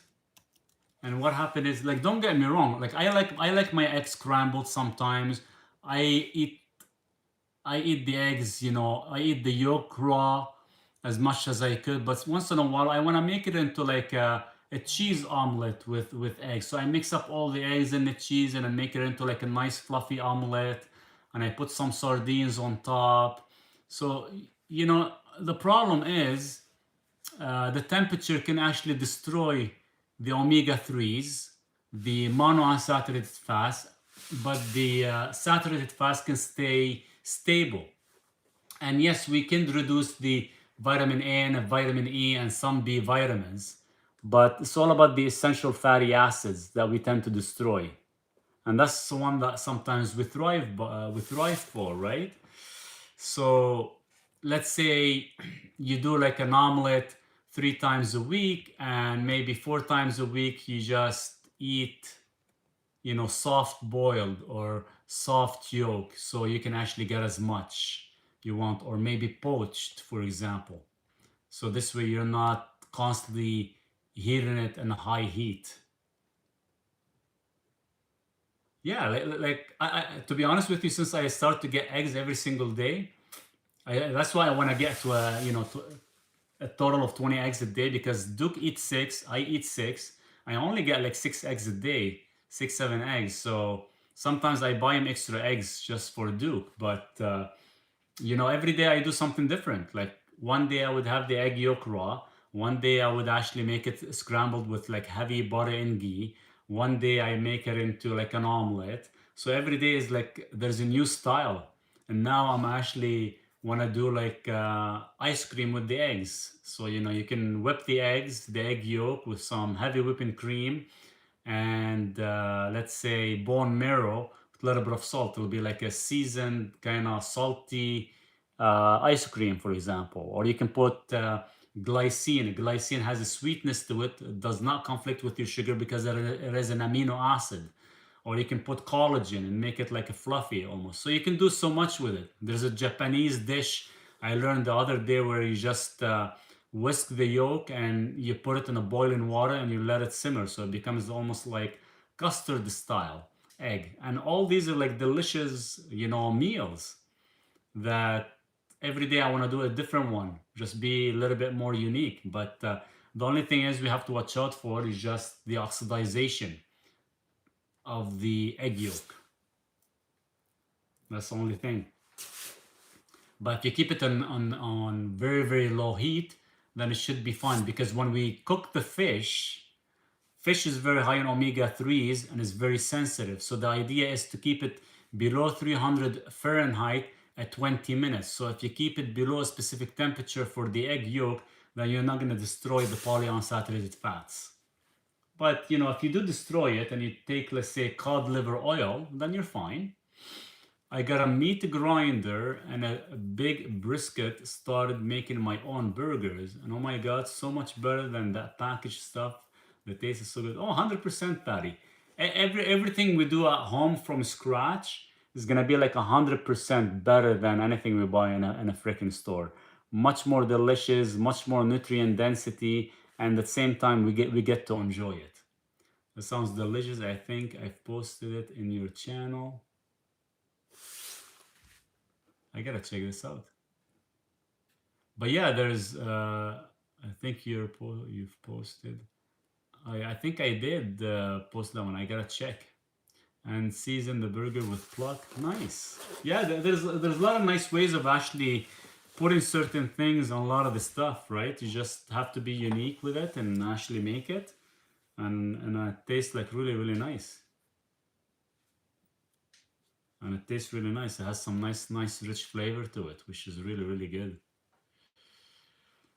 Because I know I was doing like egg mayonnaise before and other things for the burger and stuff. So there's like so many unique ways you can do with the eggs, and that's why I think they're one of the perfect source of protein. And especially, if you buy your own or you have your own and you make, the brisket and everything, they just taste amazing.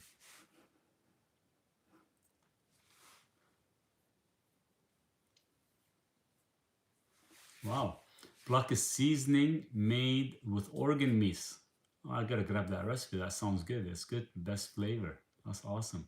I just buy the ground meat in the tube now instead of the tray. Ingredients is ground beef and water in the tube. Yeah, they should be fine. Just make sure, always check the percentage. How much protein and how much fat you're getting. So 75, 25%, that's pretty good. So you got a 25% fat. That's not bad. Usually they are like a 80-20 or 75-25, which is a good good ideal level. Um, Quite a bit of fat in one sitting if you're eating 1 pound, but if you're actually mixing some eggs and stuff, then that's an ideal intake. Once I tasted the brisket burger, I will never go back to that store-bought cap. You know, it's funny, in the store, we really don't know what exactly they put in there. That's why it's always good to kind of have your own no matter what. And if you have a nice source and you have a good way of making it and you know the taste what it's like, that's the best. How much absorption the morning coffee make in your minerals or vitamins? Well, I did a video on that and I was gonna post it today, but I'm gonna post it on Monday. How much, what vitamins and minerals you lose. Like you tend to lose every cup of coffee, you lose, for example, 5 milligrams of your cellular magnesium.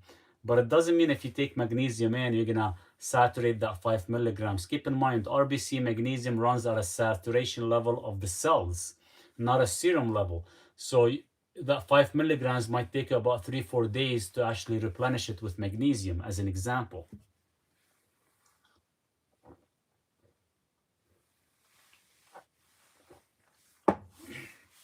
Eggs, olive oil, apple cider vinegar, lemon, sea salt, drops of honey, best mayonnaise, Dijon mustard.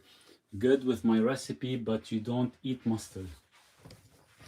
I don't, but I maybe might try it. I might maybe try it.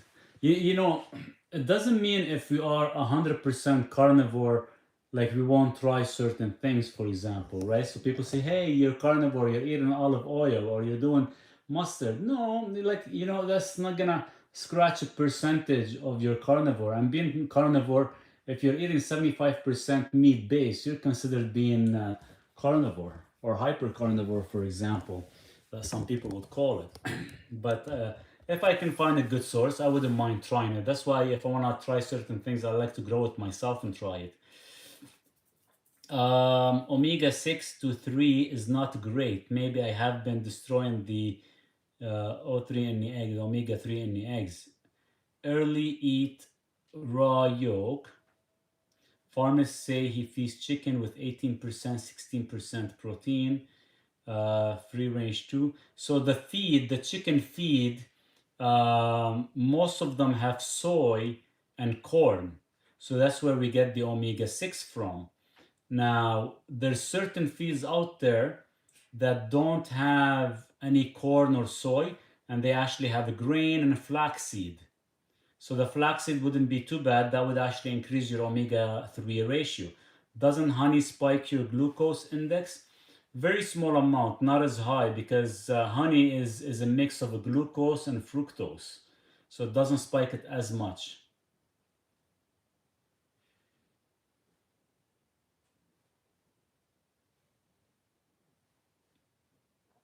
So it is gonna spike it probably a little bit. So that's why instead of honey, you can actually use glycine as a as an amino acid. The problem is with glycine, you don't want to put too much because it could make you a little bit sleepy. But the nice thing about it is it will cause good intracellular hydration and it will cause better bile flow. So it could be a good mix as well too. I haven't used honey for a very long time or anything like that, but just so we're not causing any glycation effect or the Randall cycle, for example, or any issues like that. So you just have to kind of adjust, and it's not. And the way it's gonna hit you is if you're doing it constantly, if you're staying to it consistent. But if you're doing it, let's say, once in a blue moon or once a while you're trying it out, then it's fine. But if you're doing it on a daily basis, then you almost have to kind of question yourself. You know, is what I'm doing healthy or not? Is it actually interrupting me or not? On carnivore for 5 months. If I switch to hybrid, what fruits, vegetable do you recommend? If you can grow your own, yes. If you can't grow your own, then stick to 100% carnivore. But for fruits, you could be apples, berries, based on season, plants. I don't know, maybe arugula, maybe cucumbers, um, anything that has very, very low anti-nutrient effect would be great. Avocado, So simple things like that. But if I'm actually ever gonna do it, it has to be something that I have to grow it myself. I will never buy it from a store. Because here in Canada, we don't have access to fruits.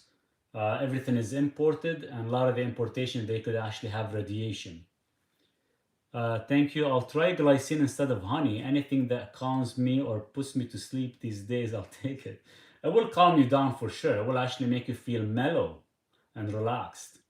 They have a good amount of glycine in Paleo Valley bone broth. Yes, a lot of the bone broth, they have to be rich in glycine, and that's what actually get the proper collagen production.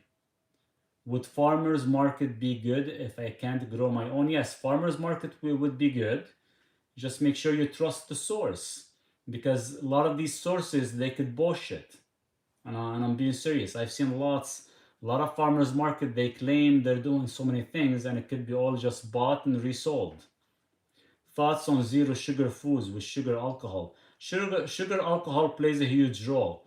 As long as it is allulose, would be your best bet. Anything else, it could cause certain inflammation in the arteries, like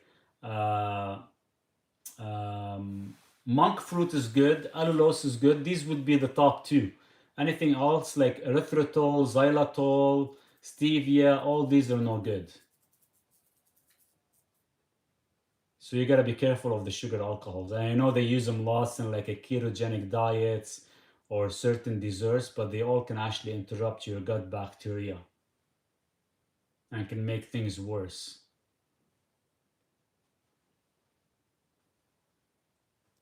Rain, is it still raining? Yeah, let's take a little walk outside while it's still raining. Even thought my freaking ribs hurt. We can move a little bit, but we'll take a little walk. I wish you a good day. Happy Sunday. I'm going outside.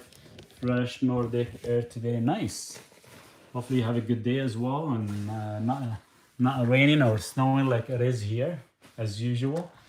Good morning, Maurice and Duke. Can you please explain again the benefits of suet versus talo versus lamb suet than beef suet? Well, suet is usually found around the kidneys. It's one of the cleanest fat in the animal. It could be the same as found in lamb or beef. That's all it is. And the beef talo is usually the trimming of the fat where they actually, render it. I missed the first part of the live. What happened to your ribs? I fell outside and hit the ice, and I ended up hurting my ribs, so I can barely move a bit, but overall doing good. Monk fruit extract. Monk fruit is okay. Monk fruit extract is okay, and allulose. That's it. Did you finish the chicken coop yet? I haven't finished it because of the rain. And now since I hurt my ribs yesterday, I'm gonna have a hard time lifting things to finish it, but I'll show you guys what I finished so far. Maltodextrin, dextrose is bad, right? Yes, 100%. I would stay away from that. So the snow is melted because we've been having extreme raining right now too. What do you think about high quality raw honey? Once in a while is okay, not every day. Honey, sugar is sugar. Either way is gonna spike your insulin. There's my chicken coop, my little extension. So we got about 80 square footage. Not bad framing. We need rain here too. I'll trade you, Greg. So we got the water going through the chicken coop. So this way they can get fresh water. I just gotta put like a little pipe so no animals can crawl through it. But there's a little chicken coop. I just haven't covered it yet because I haven't stopped. Like I've been working in the rain, all my stuff, and look what Duke did to my little mirror thing. We need to find a lady friend for Maurice. Haha, poor guy, he can't barely walk. I can barely walk. Oh shit, we left these outside too.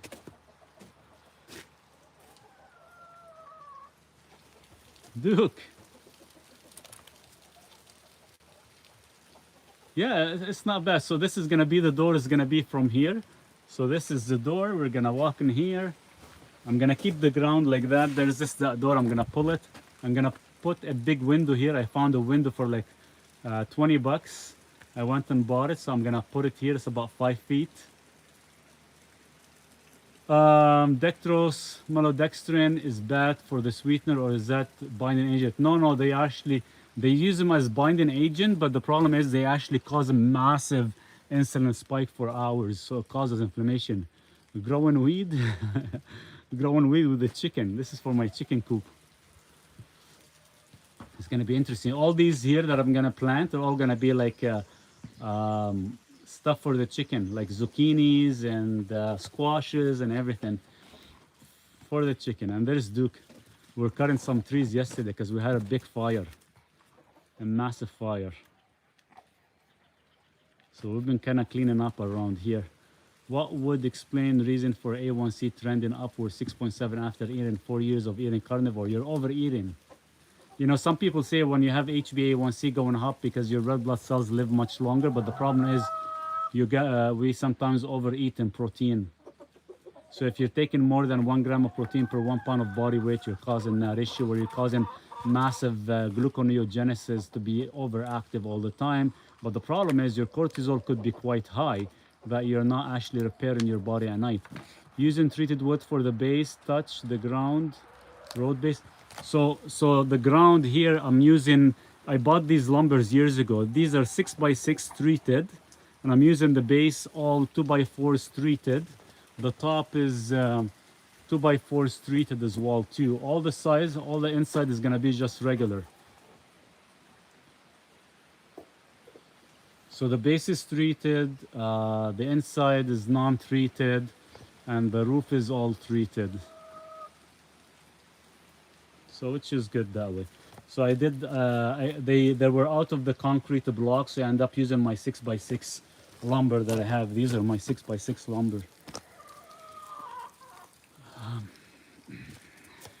Wait, Duke, let me see the chicken. If you can get the eggs. This door is actually starting to become tight because it's too close here. I have to pull it out.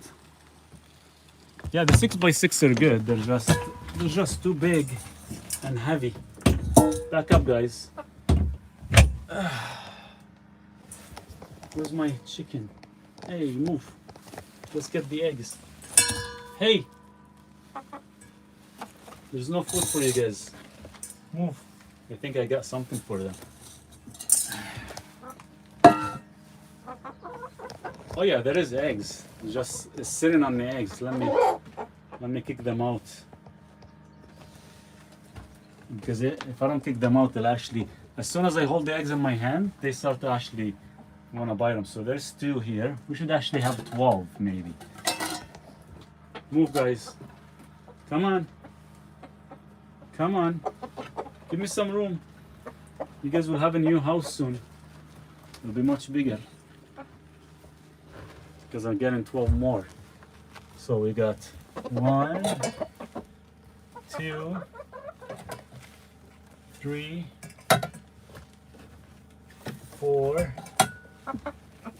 5. See, if I don't kick them out, they'll stay here. 5, 6. Come on, give me the eggs. 7. Come on. Ooh, there's a big one. That's 8. 9, 10.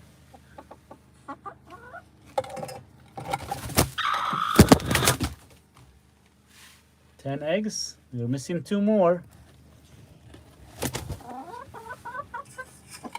There we go. We got 10 eggs for 2 days. We're missing 2 more. I think because it's still early. We still got 2 more hours. Usually I don't come here till at least 12. So yeah, we got 10 eggs. Let's go outside so they don't follow me. Hopefully we won't drop any. Holding the phone and holding this. Okay. I'm holding Duke so it doesn't come back to me. Back up, back up, back up. Move, Duke. Let me close the door, watch out.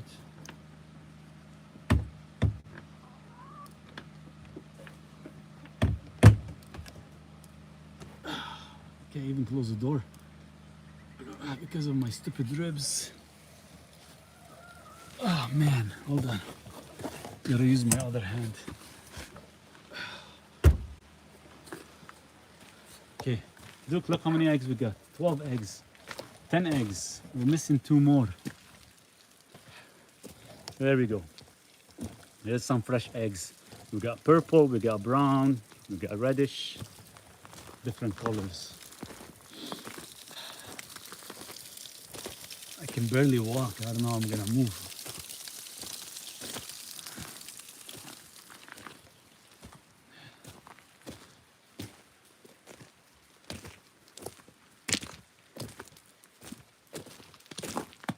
So that's the problem. If I don't pick up the eggs every single day, I won't get 6 eggs every day. Because some days I'll get 6, some days I won't. If there's still eggs in the I left them since last night.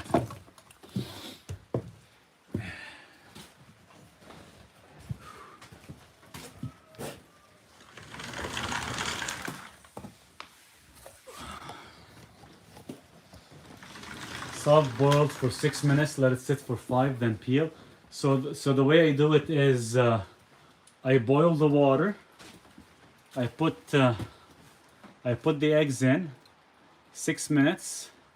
As soon as 6 minutes are up, I take them out and I put them under cold water right away. Then I let them sit for 5 minutes, then I peel them. And this way you can keep the yolk nice and soft, and it won't be overcooked at all. Actually, it'll be nice. It's starting to rain quite a bit actually. A lot of rain.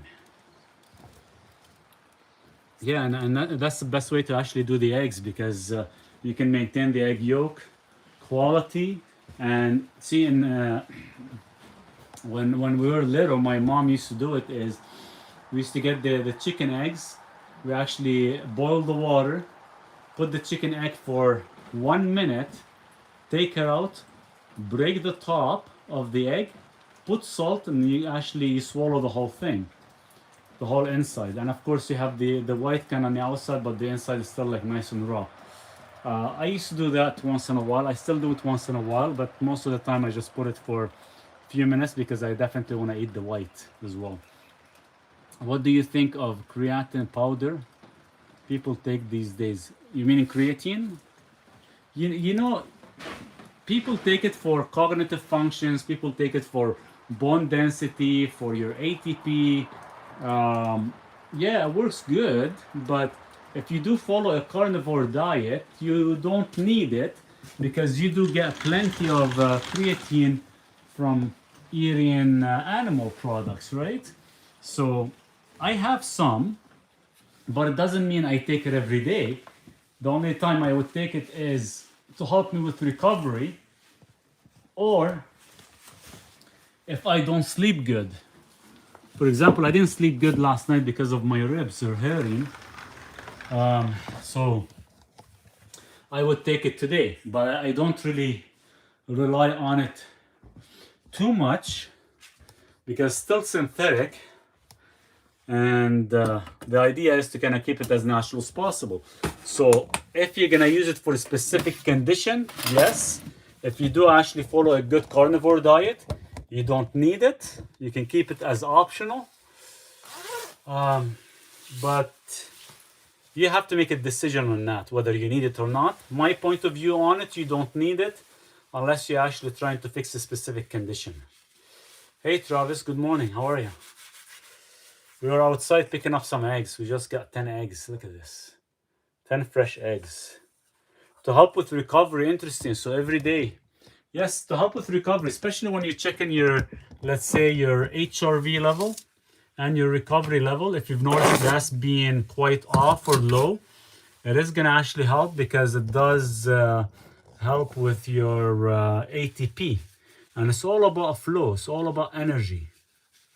So creatine will definitely work. Or if you eat enough sardines or fish, then you should be fine. See, the chicken, they actually lay like twice, 2 to 3 times a week. They actually lay a small egg, so white egg, and the other ones they lay the brownish egg. And I have another kind that lays these. They're almost like purplish as well too. So if you can, I don't know if you can see the colors here. They're a little bit bigger. Sometimes these guys, they give me double yolk as well too, which is nice. Good evening from Europe, Union. Paul, how are you?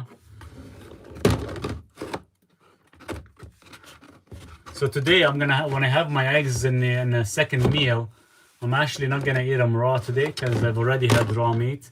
So I'm probably gonna end up making like a nice little omelet style. We caught a mess of trout yesterday. I'm smoking 12. Nice.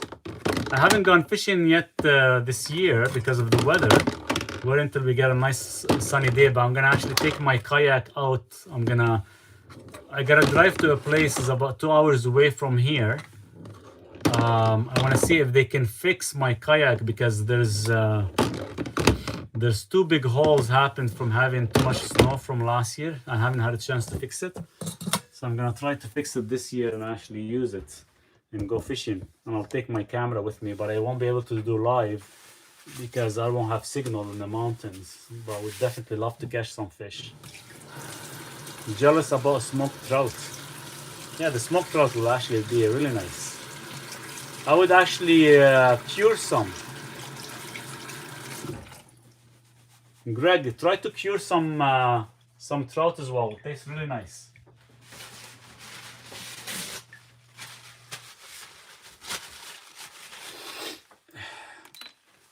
I live in a dry place and the grass is rare all year. How do I raise cows organically to consume them? I live in a dry place and the grass rare this all year. So you don't have any grass at all? Then you'll have to actually depend on buying hay.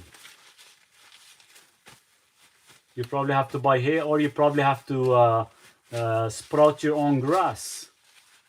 You can do grass sprouting and grow that. But you'll probably need a lot. Creatine holds water and muscle, but also in heart, a muscle. Is that why sometimes blood pressure is higher when you take creatine? No. If pressure goes higher, because not because of the heart is holding, that means you don't have enough volume. So how do you get volume? Look what I'm doing right now. I'll show you. You need volume. Creatine does not cause blood pressure, does not cause pressure to rise, because even if your heart holds water, it still doesn't from the creatine because it's tightly regulated. All you need is just some of this salt. Tastes good. I'm bringing actually now. I'm brining actually now. You mean dry rub and dry? Yeah. Yeah, so you take the fish fillet from the trout, you cut it, you put some salt on it, and you put it in the fridge overnight, let's say, or 8 hours or so. And what happened is it's nice and cured. And then it'll actually taste good. I do that with my sable fish quite a bit. Your delivery is scheduled for today. Okay, I'm waiting.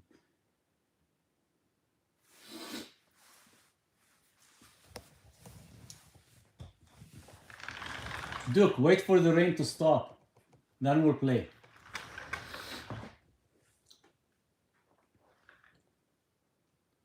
I mean not a lot of rain. So if you don't have rain, but you still have enough grass and growing, right? On your land.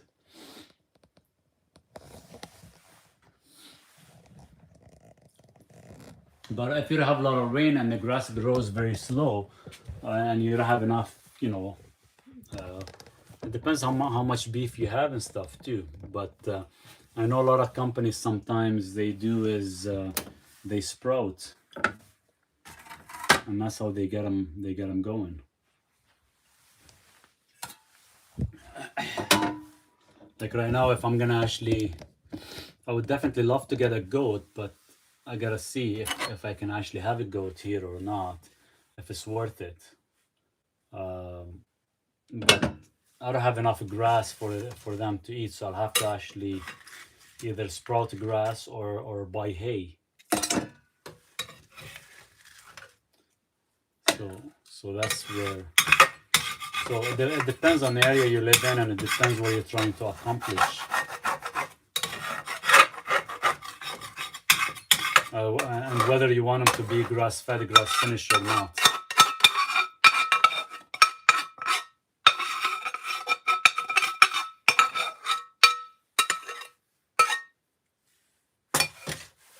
I cooked the eggs that when I fell yesterday and hurt my ribs, I cracked a couple eggs because I was holding the bag of eggs when I was coming out from the car. So the eggs that broke, I cooked them for the chicken. This way I'll feed them to the chicken, extra protein for them. I almost had some food stuck in my esophagus yesterday. Thought it was getting better, but it's not. I want to book a call, but I unfortunately still can't follow a protocol or get it checked. Well, if the esophagus is becoming tighter or it's probably slightly damaged, it is gonna take a couple of days to actually readjust because of the inflammation that is caused. So you'll have to definitely give it time. What about feeding them 90% organic grains? Is still optimal? It's still okay. Like, you know, like I said, grain-fed versus grass-fed, the quality of the fat is gonna be off. So instead of having more omega-3s, you're gonna have more omega-6s, and you're gonna have a little bit of a toxic effect, possibly, in the grain-fed. It doesn't mean it's bad for you. It means that don't be eating as much fat as you should. That's all it is. There isn't much, a whole lot. Like the nutrient density, the quality of the meat, everything is gonna be the same. The only difference is the load of the toxins from some of these grains. Organic or non-organic is still gonna be the same. There's no difference. It's just the fat quality is gonna be higher omega-6. So for example, if you have a chicken, if you're feeding the chicken grains, they're gonna have higher omega-6 to omega-3, but as well, it depends on the grains. So if I feed my chicken flaxseed, they're gonna yield more of an omega-3 fatty acids. If I feed the chicken corn and soy, they're gonna have more of omega-6. Now the omega-6 becomes an issue when your omega-6 to omega-3 ratio becomes higher than 2:1. So when you check your blood work and you've noticed that your omega-6 to omega-3 is 2:1 or higher, it's higher than 2:1, that means you have very easy inflammatory issues. So that's where you have to kind of regulate that. So if you're only able to feed your animals grain-fed, but able to buy some type of good quality grass-fed, grass-finished butter or ghee, so you can have a lean steak and have a little bit of grass-fed, grass-finished ghee, for example, to actually break the omega-6 to omega-3 ratio correctly. And this way you're not overwhelming your body. So that's usually how it should be done.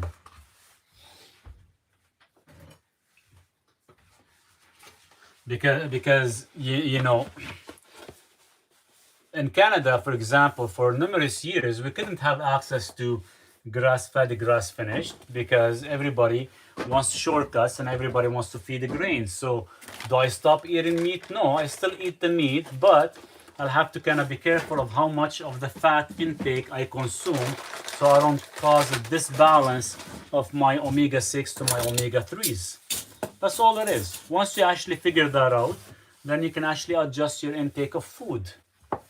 I ate a pinch of raw ginger while cooking, felt a little faint after, must have irritated my, so yeah, ginger is quite heavy and it's quite spicy. It does have some slight effect on that.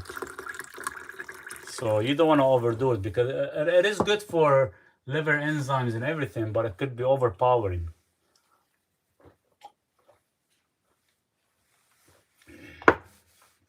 The idea is, Greg, you have to kind of, what works for you, and you feel optimal, you have to almost stick to it.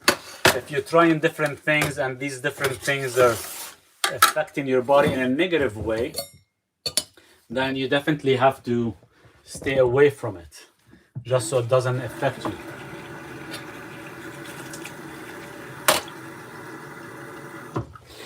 It's been 6 months. It's on and off. Some days are better than others, but red meat is impossible to get down so hard to be carnivore. If it's an issue with your esophagus or issue with your digestion, you have to strengthen your digestion. And the way you can strengthen your digestion is by having a proper pH level, having a proper acidity level, so you can actually break down the protein. Then you have to have good bile flow, so you can break down the fatty acids, essential fatty acids. So sometimes you cannot have all in one big meal. You have to actually divide it into like 2 or 3 meals. So you have to work your way up slowly, not right away just have a heavy intake, because a heavy intake could actually affect you. So I'll show you what I feed my chickens. So what I'm feeding my chicken, we got 2 eggs that broke, so I cooked them, and I got some split lentils that I buy like 25 kilograms. There's a little treat for the chicken. So this gives them all the protein they need, and it actually enhances the egg quality as well too. So this could be a treat for them. What if raw meat makes you nauseous? Because you're not used to it. When you actually eat raw meat, you have to start very, very slow. Very slow. And it's all based on your pH level of your gut. So if your pH level isn't fine-tuned correctly, you'll have to adjust it. You cook boiled eggs, same as I do, nice and juicy. 100%, yes. Makes them taste nice and good, and they're very filling. And I'm gonna feed my chicken some stuff right now, some eggshells and 2 eggs because they broke. And we're gonna feed them some, and this is some, what else we got here? And I'm gonna put some cayenne.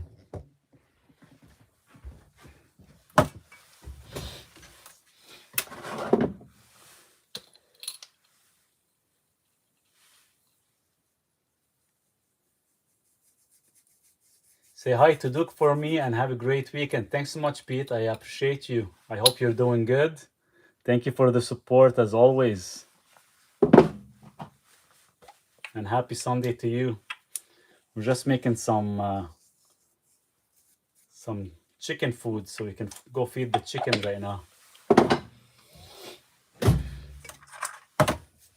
So there we go. I'll show you guys what we have here. So I got split green peas. We got a couple egg shells. We cooked 2 eggs.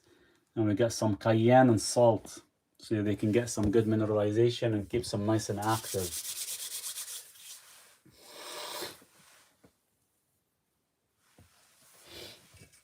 Thank you, Pete. I appreciate you. I hope you're doing good, and I hope you're having a good Sunday yourself. I'm gonna go outside again. I know it's starting to snow. Here, come, Duke. Come, wait. It's not for you, but there's Duke. Duke, somebody wants to say hi to you. Duke, over here. Hey. What's going on? What? You want to give this to the eggs, to the chicken? Yeah? You don't eat that stuff. Let's go give it to the chicken. Let's go this way. I can't go that way. I don't want to pig in. This is what I slept right there on the freaking snow, not paying attention. Me and Duke.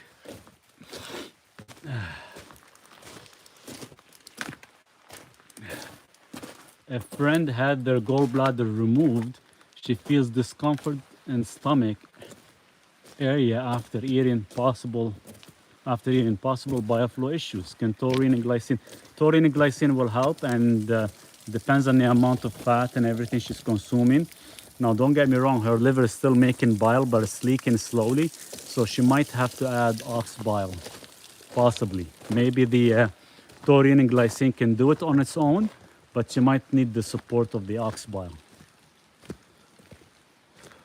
It all depends on her poop, whether it's floating or sinking or being too soft.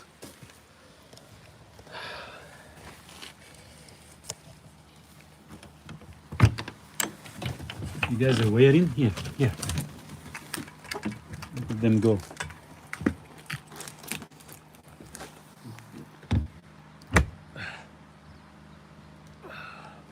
Can't close the door. Hold on, gotta switch. Oh, man.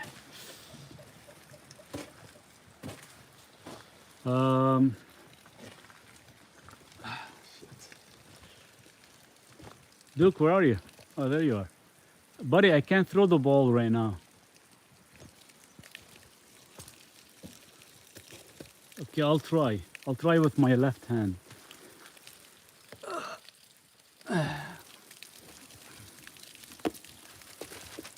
There we go. Is there a blood test that she should take to determine if her bile is an issue? No, you can't.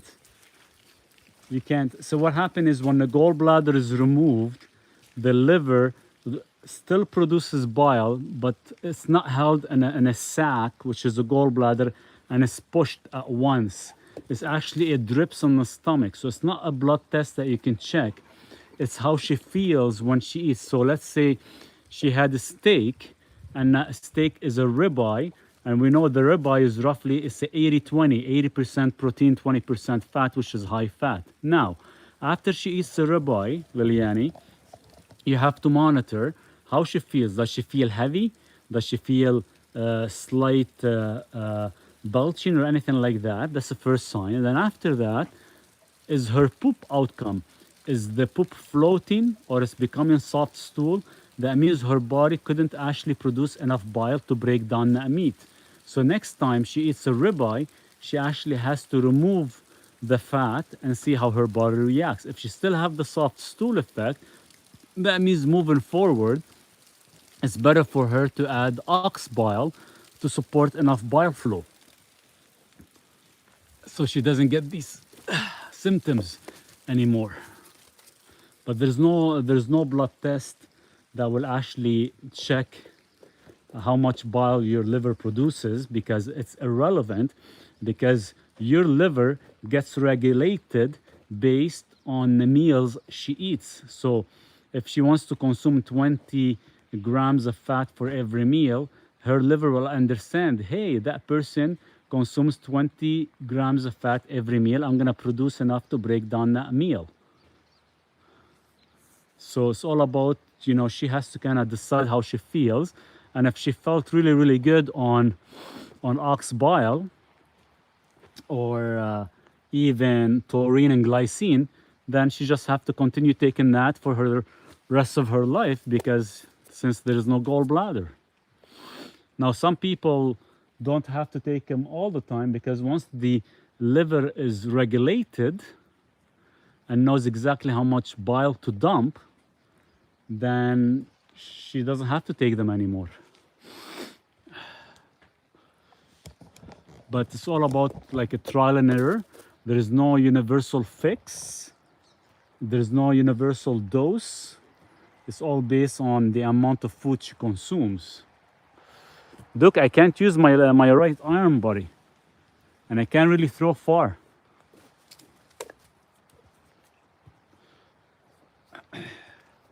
So this is the only plant that I have. This is a wild Saskatoon berries. So this one gives me roughly about a cup of berries every single year. So we'll see how much I'll get this year from it. Right, Duke?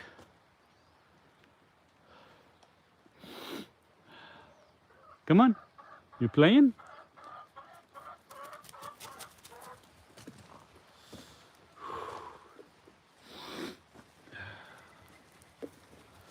Oh, come on, Duke. Don't get yourself full of mud. Really?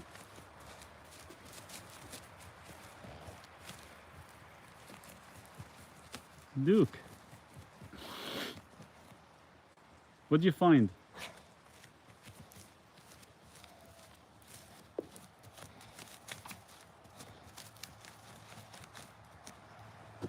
What'd you find?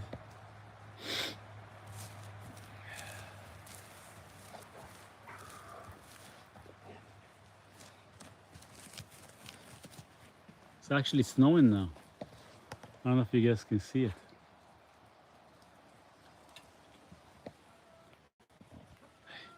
Hey, we got snow.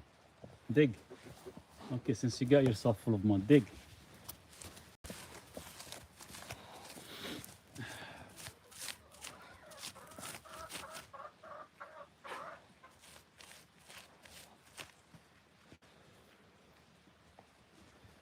Okay.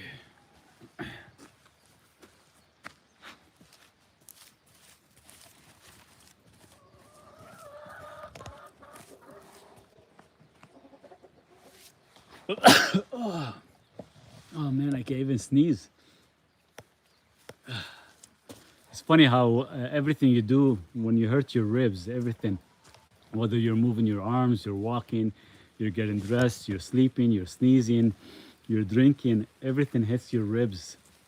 Even when I was drinking my coffee this morning, thank you, it would actually be painful.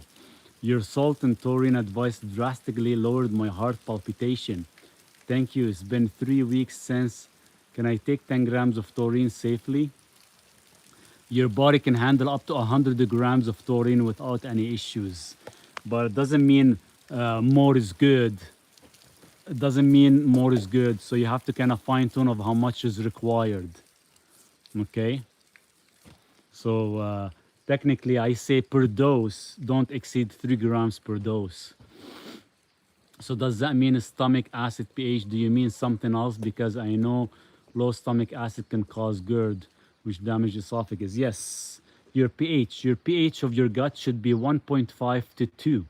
If it's higher than 2, that means that's where you have esophagus issue, acid reflux, GERD, all these symptoms will occur. Riley was barking at Duke on the TV. Nice. That's awesome.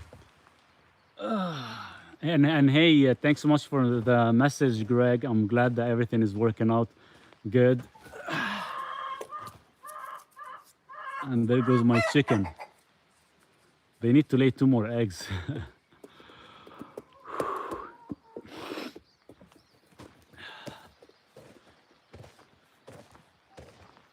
I don't know what I'm gonna do for the past week.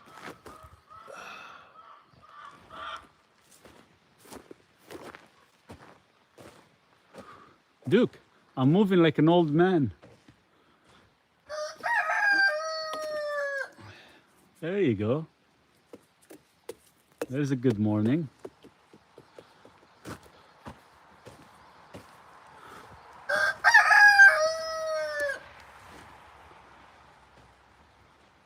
That's the best way to do it.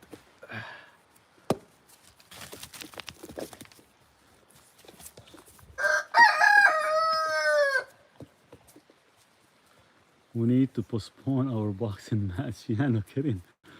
I can barely move. Oh, it's tough. Back up, back up, back up. There you go. Yes, everyone, join Maurice's School. Eat based on your biology. It's incredible. Very small investment to make in your health. We'll learn so much. Liliani, thanks so much for putting that out there. Yes, people, if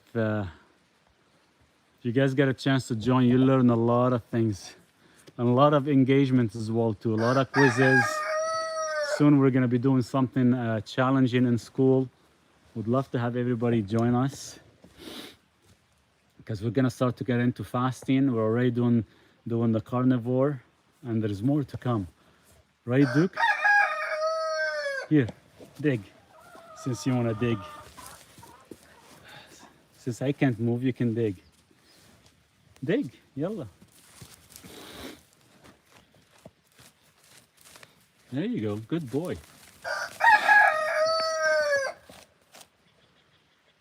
I think that's the only reason I got my rooster, just because of that.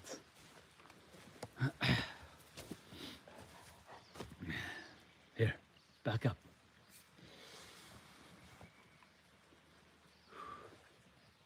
Duke, ready, set. Here, here. I'll throw it, I'll try. Good catch. Here. Here. Back up. Back up. One more. Back up. Good.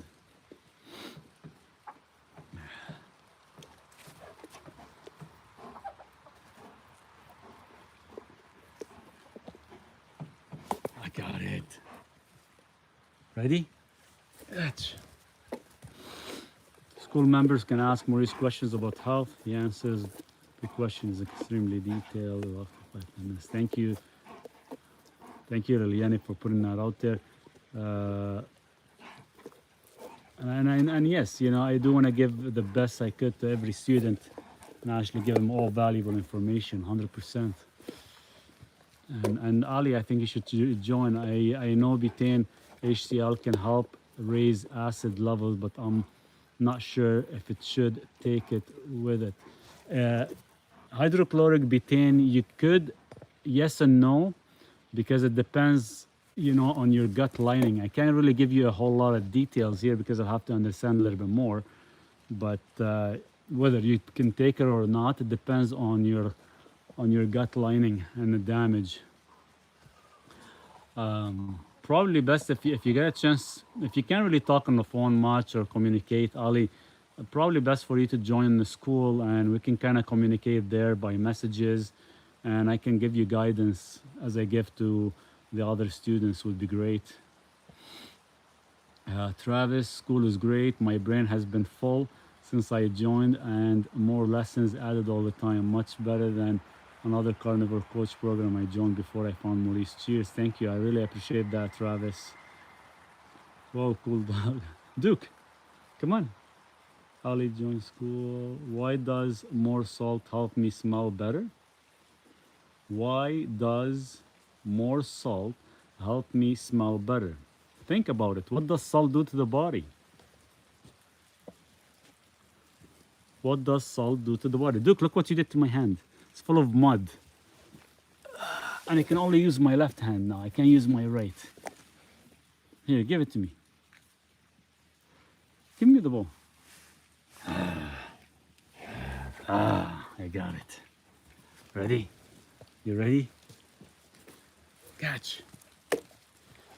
It hydrates the body. Perfect. That's what I like to see. Yes. That's one. What else it does?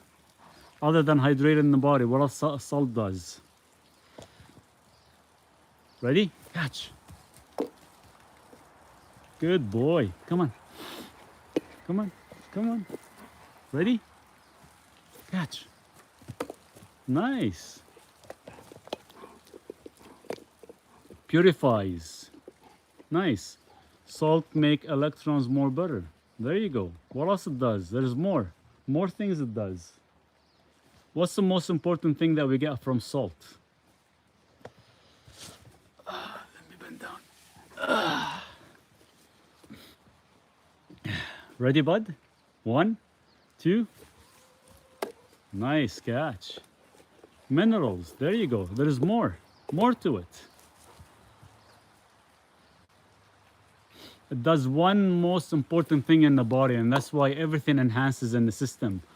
From your oxygen, from your flow, from your smell, breathing, everything. Everything is actually runs around salt. I try Celtic salt and feel not so tired during the daytime. Yeah, 100%. There's one most important thing it does to the body that you guys missed. And it's the most important thing that I talk about. Promotes a solution like a battery. Nitric oxide, blood volume, there you go. Blood volume, and increases the blood volume. So think about it in like a nitric oxide production, right? Where it vasodilates the arteries, vasodilates everything. So it enhances your blood volume. And that's why everything enhances when you actually take salt. And there's no universal dose of salt. There's no universal fix. It varies per individual. But your front load in the morning is the most important, is the most crucial. What you do in the morning will predict how your day will go by. Stabilize electrical system, yes. Your heart is electrical, your body is electrical. What makes magnesium, potassium function? What makes your calcium contracts? It's all come down to one single ingredient, which is sodium, your salt. I can't bend down too much, Duke. Okay, I'm going inside. Gotta wash my hand.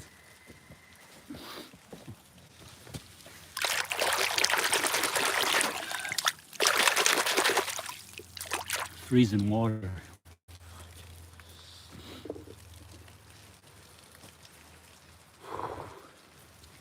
Everyone has thumbs up, so we support Maurice. Thank you, Liliani. He's sharing his knowledge to help us. Give him a thumbs up. Yes, guys, let's get a thumbs up. The more likes we get, the more people can actually join us. And I'll teach you guys a lot more things. There's so many hidden information out there.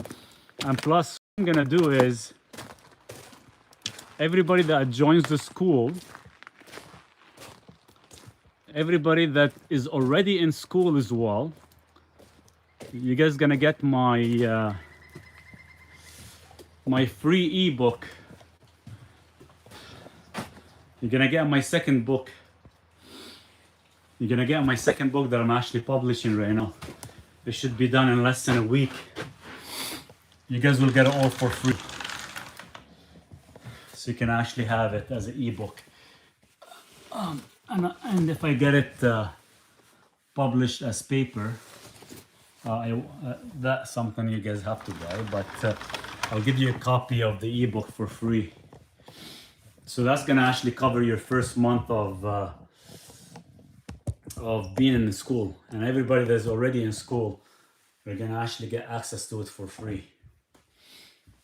And a few other ebooks that I have.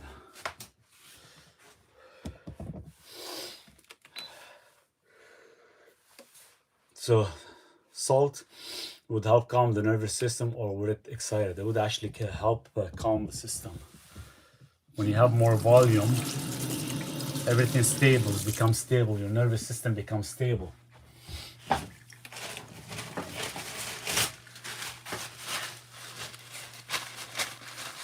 Like with ADHD, could salt be beneficial to calm our overexcited nervous system? 100%. 100%, yes. We're gonna have some coffee. I need some coffee. Anybody wants coffee, guys? Or join us for coffee? Anybody from school drinks coffee? I didn't really ask.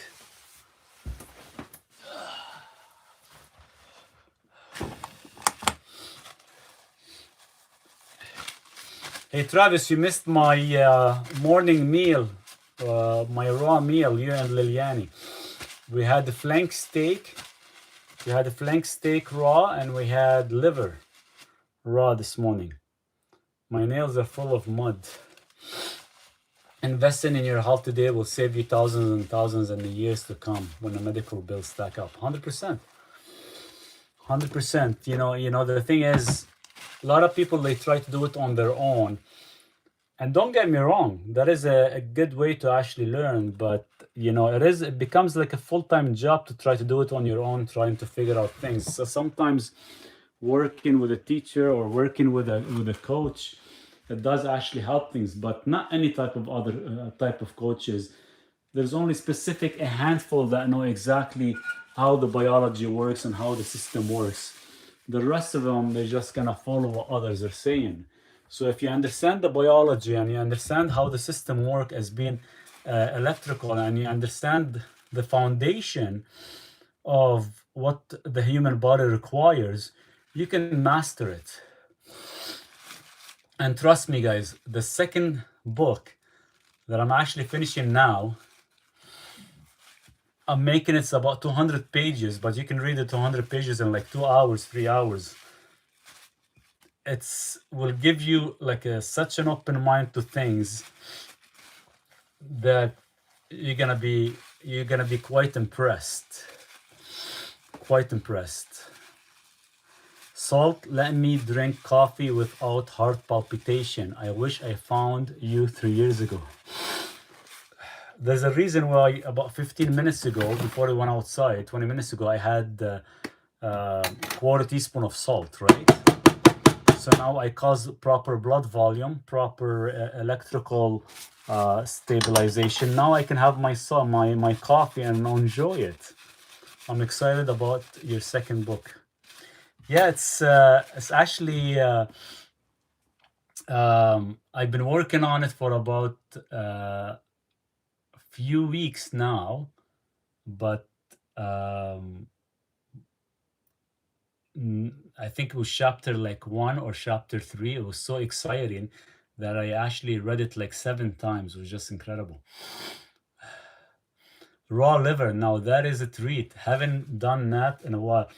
So if you ever buy raw liver, Travis, I know a lot of the companies, they cut them into slices, and I hate when I see them cut in slices. So usually I buy the whole liver. So the whole liver is roughly anywhere between 10 to 12 pounds. So I had the whole liver. I'm gonna do a video on it. It was about this big, and I cut it all into like nice. So don't skin it. A lot of the companies, what they do is they skin it because it has a thin layer that they skin it, because you can't really. Some people don't like to enjoy to eat that. Then they actually cut it, and they lose the quality of the liver. They won't be able to cut it as nice steak pieces. So what you do is, once you get it, if you can get the whole thing, put it in the freezer for like maybe 1 hour. That's it. You don't need more than that. 1 hour in the freezer, take it out and slice it into like nice thick, like a 1/2 inch thickness of steak, and cut them all into small pieces and freeze it. Like this is like the 1/2 inch. See, I cut it all into one big steak. So this is the liver. You cut it into like a 1/2 inch, and it'll be like a nice little steak, right? And that's how you want to eat it. And the flavor of it, the texture of it is way better than actually having them in small slices. It's super delicious. I do some beetroot powder. Even 1/4 teaspoon gives me gas. Yeah, I'm not a huge fan of beetroot. If it's not, it's all about the extraction value of it. So if it's giving you gas, that means it's being fermented. Your body's not actually absorbing it correctly. And then if it doesn't have the proper extraction, that means you might not be activating your proper nitric oxide production. Do you recommend that we keep suet at room temperature or keep the excess portion? I would keep it in a freezer. There is no need to kind of keep it outside. I keep mine in the freezer all the time.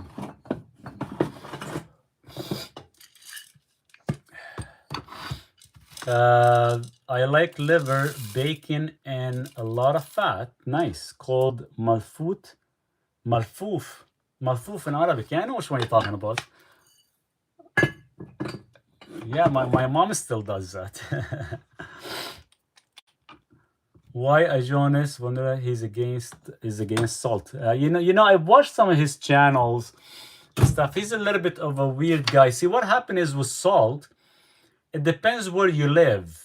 It depends where you live and where your animals coming from. Certain animals are actually have a better soil density than others, where you get enough salt. When I went fully raw, when I started fully raw about 9 years ago, 10 years ago, I did not consume any salt at all because the meat I was getting had enough sodium in it that I did not need to actually continue salting. So it depends on the location, and it depends where you're getting your product from. It depends on your soil. Keep in mind, our soil has been heavily depleted. So that's why we have to add salt into our diet. And a lot of us come from a defect, it comes from a defect diet, because what we thought was healthy was not necessarily healthy. Some people get affected differently. Some people lost certain way of retaining specific mineralization in our bodies, so therefore we have to actually get outside access. Hi Maurice's book is amazing. What's the best way to strengthen kids' teeth? Well, you shouldn't be eating any sugar at all. That's one thing. Seed oils, sugars, all that stuff has to be removed away. It's not about adding certain things to the kids' diet so you can strengthen their teeth. It's about removing certain inputs that is causing their teeth to become weak.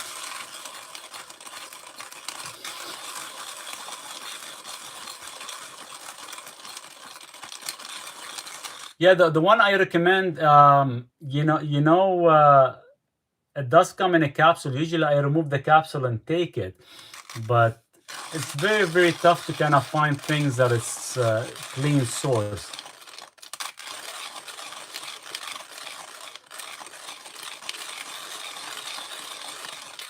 There's some stuff, some companies, they cheap out with certain ingredients, but the amount in it is very, very minuscule that it does not really affect the system a whole lot. I even thought, I've been using the product for about 12 years, and I've 11 years, and I've done a lot of testing on it, so I'll know exactly what affects and what doesn't in the system based on your detoxification pathways. But if you can find, I'll tell you what, the doc, if you can find, I only found one company, but I'm still having a hard time getting it. The pure nitrate level, then that could be a good option. But most of them are actually coming from overseas in China or East India, from Pakistan. The ascorbic acid, vitamin C, it is synthetic as well too. There's a lot of synthetic stuff, but keep in mind as well, we do get ascorbic acid from vitamin C fruits, unless you're taking amla or certain vitamin C, more of a natural source. But the only reason they have vitamin C in there and magnesium to actually help with the transport of the pathway. I can't even press my coffee. Wow. It's funny, this is the first time I hurt my ribs. I never had that before. And it's funny how your body can't even do so many things. Can't even press the coffee. It's that weak.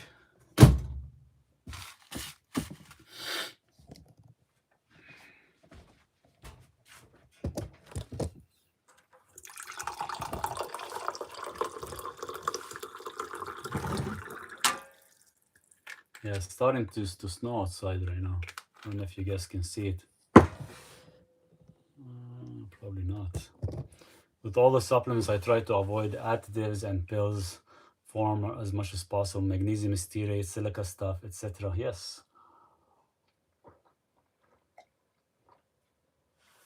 A lot of that stuff is actually causes more, sometimes it conflicts with the pathways. But it's funny, sometimes we can't even get away from it because there's so much out there. There's so much out there that we've been bombarded by, from capsules to ingredients to chemtrails to heavy metals. There's so much things that we actually go through, and if we can actually eliminate a few things at a time, it's a big win for us.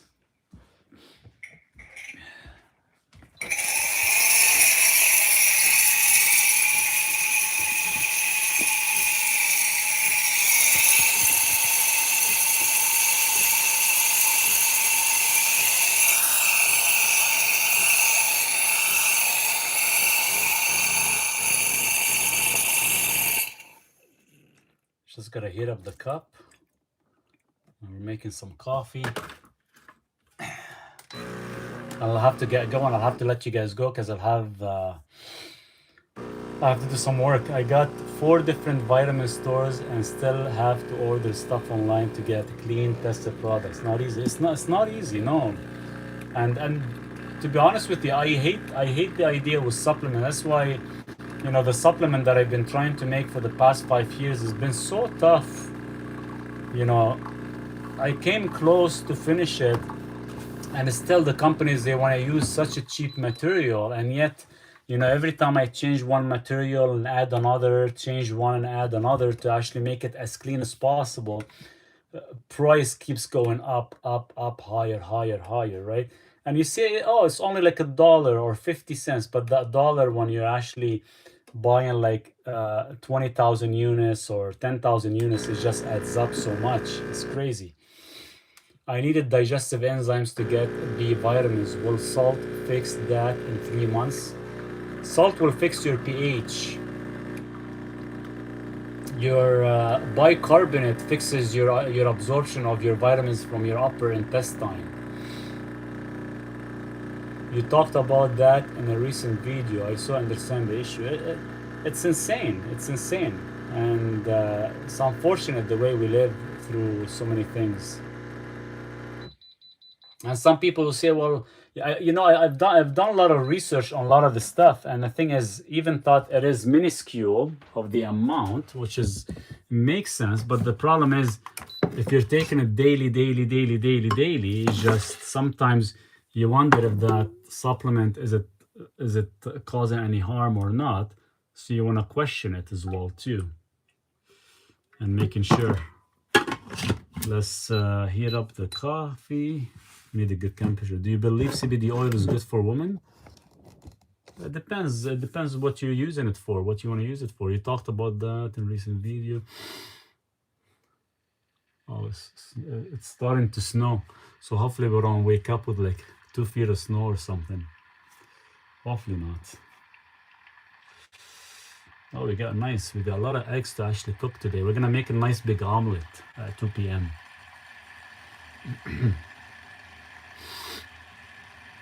Okay, I'll stay for like 5 more minutes, guys. This is like the longest video it's ever been. I think I came too early. When there are issues with additives, they modify them, rename them, non-stop fight. Oh, it's crazy. It's insane. And the moment you ask, like say for example, when I was making one of the product, they all want to put like silicon dioxide, magnesium stearic, and a lot of other things. And you know, once I take all these out, you still have to use some type of anti-caking.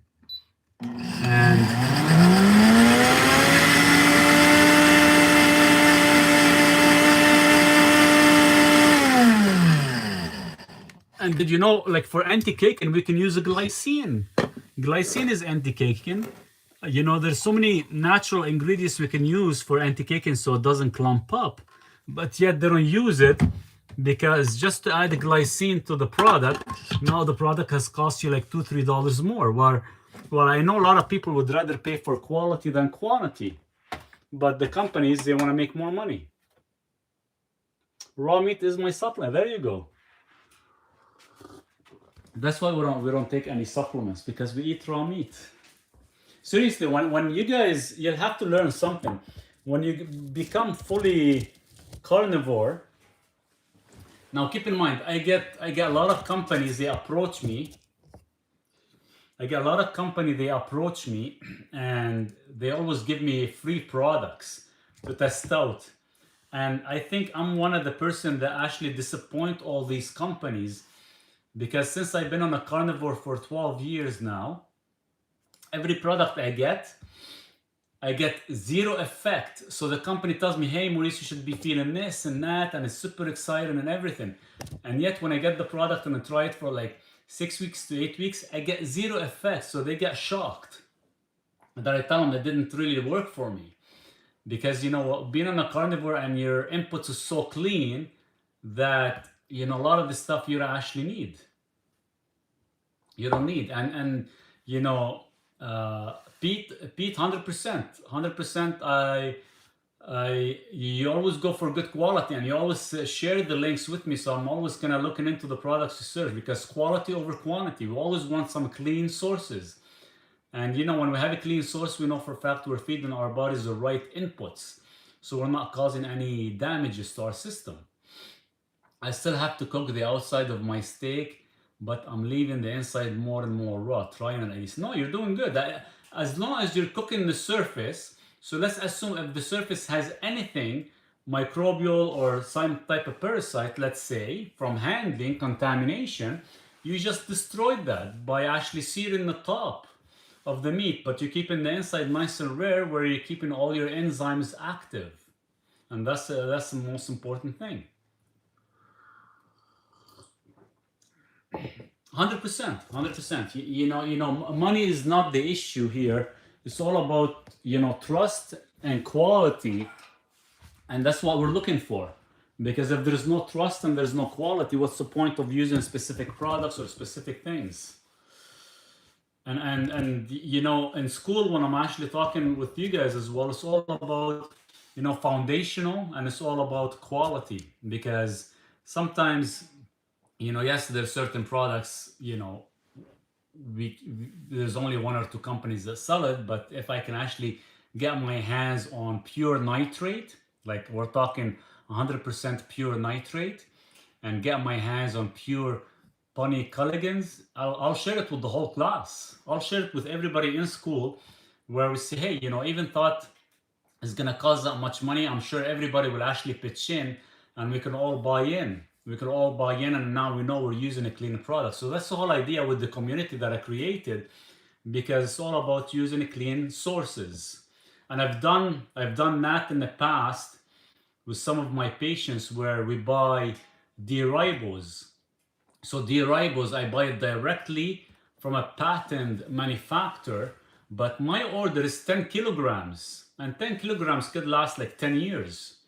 So I always divide, every time I buy it, we divide it by 10 patients. So a lot of that stuff we can actually change.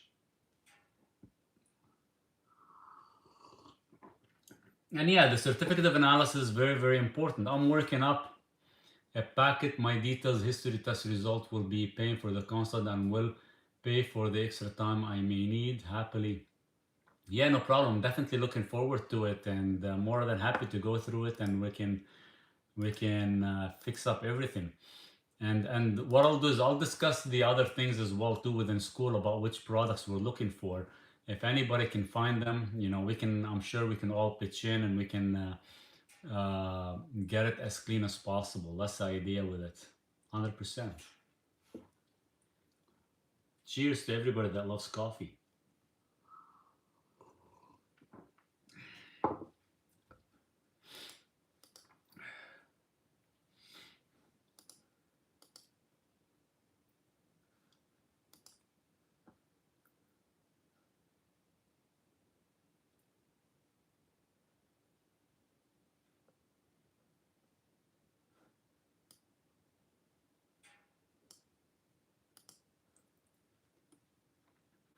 I'll give a list of the products I found to share and see what you think. Would be perfect. Excellent. Posted an Excel spreadsheet you can use to track your blood. 100%. Yeah, 100%. Keep me guys updated with it.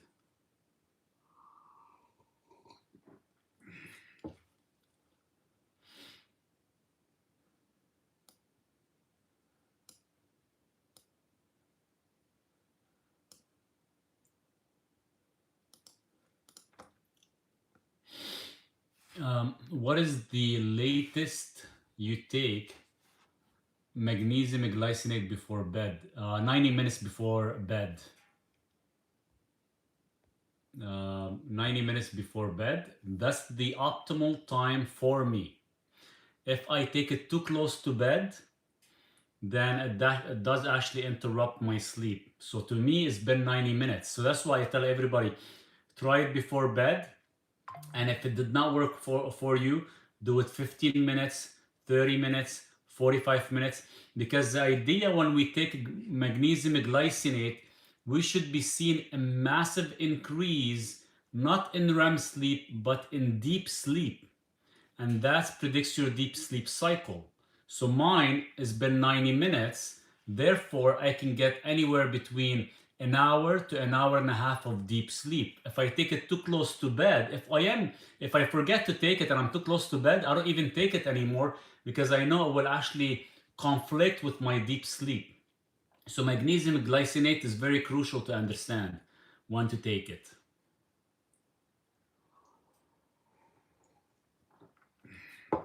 I've been doing magnesium taurate 30 minutes before bed. I will try doing it earlier.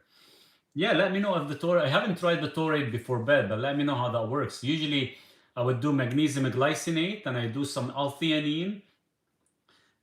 If I end up missing the magnesium glycinate 90 minutes prior, I just take a glycine of 5 grams with warm water before sleep. Only magnesium and vitamin D can compete with salt. Should I add glycinate? You could.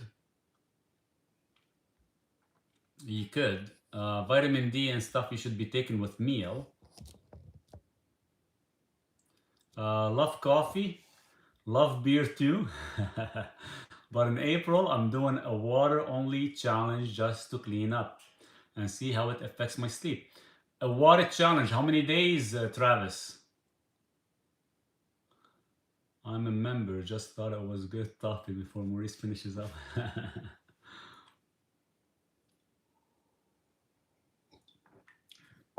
Hey Travis, when you're thinking of doing the water fast, maybe we can get everybody to join, and depends how many days. Maybe we can do like 2 days, like a Tuesday, Wednesday. I've been taking the magnesium glycinate 3 times a day. Yeah, you can definitely do that. You can either, it depends how you feel, Greg. Some people like to actually take magnesium in the evening and they take magnesium taurate or magnesium malate during the daytime. Or sometimes you can take magnesium glycinate, as we mentioned. It depends on how you feel. If it's making you feel sleepy or too mellow, then you can take malate and you can take glycinate in the evening.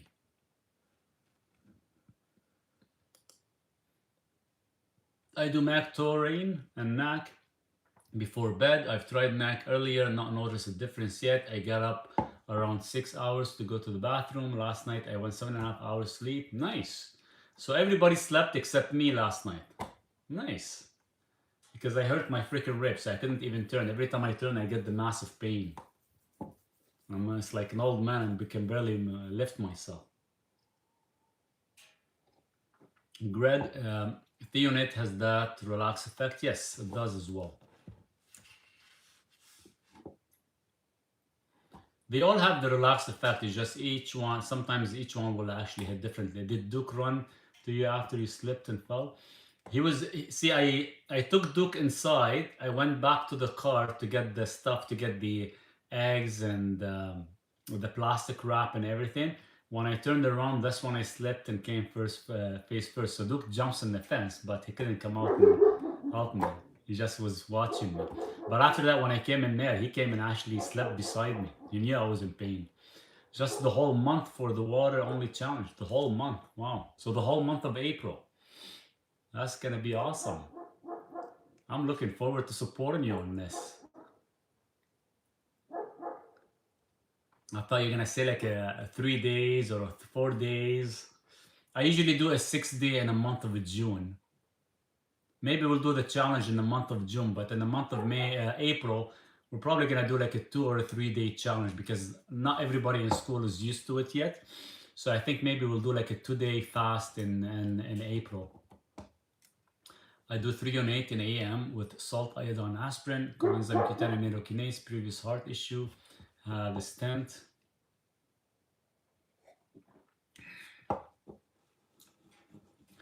Do I meant only water only as beverage? You still eat for the month. Okay, if you want to do a water fast for 2 days, let me know which 2 days. If it's gonna be, I'm thinking of doing it like a Tuesday, Wednesday, if that works. Not this week because I'm in massive pain and I have to get my car fixed on Wednesday now because I have to take my wheels off, my winter wheels off. But maybe the week after. I keep hearing about L-arginine. L-arginine is It's not good. It's gonna cause more arginase. If you are over the age of 40, if you are over the age of 40 and if you already have existing heart disease, arginine will actually make things worse, Greg. Will cause more arginase, which is your ADMA will crash. And now it's becoming popular again because everybody's speaking about it. See, the problem is with influencers, they come up with a product and suddenly everybody turns around and they start selling it without knowing who they're selling it to. And now a person that actually over the age of 40 or has existing heart disease end up saying, hey, this sounds good. It's gonna boost my nitric oxide level, but yet it's causing more arginase and causing more oxidative damage. Check out the weather, guys. Look, it's starting to snow. We're back into snow season. So the only way you can take arginine is by taking citrulline, and citrulline is a precursor to arginine based on your kidneys function. Look at that, it's snowing. Yeah, no kidding, right? That's how it is, right? They pick a product and they sell it, they talk about it, they probably go to chat GTP and they make like a video script. How can I sell this to people? And they make like $20,000-$30,000 in sales and they run away. You never see that guy or nothing because it's all affiliate. You have a preferred exercise for us for your heart? Let's see if I can do it with my ribs are broken now. So this is your best exercise. You sit and Duke comes. You're blocking me. Move, Duke. Back up. Why, you want to do it too? Sit. So this is the best exercise, guys. And that's the only exercise I can do now because of my ribs. Is the wall sit. But, hey, you silly boy. Move your big bum.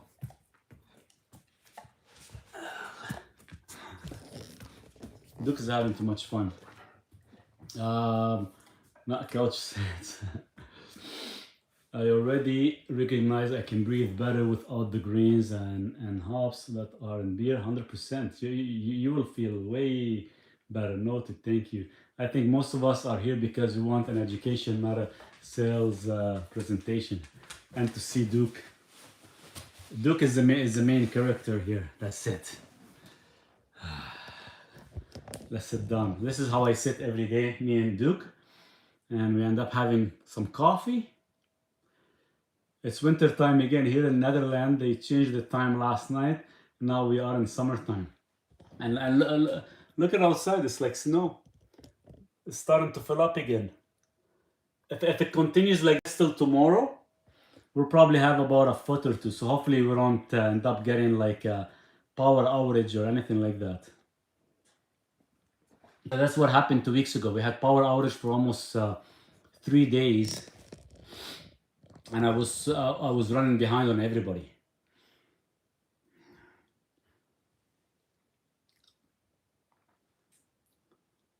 Duke, say something.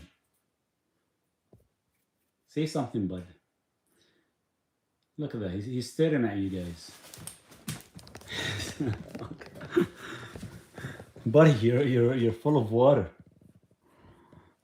Go sit on your couch, or else I'm gonna steal your couch and sleep on it all night, like yesterday. And you stole my bed, didn't you? Is that good? Does that feel good? Why do you have this thing on? Take it out. There. Relax your neck.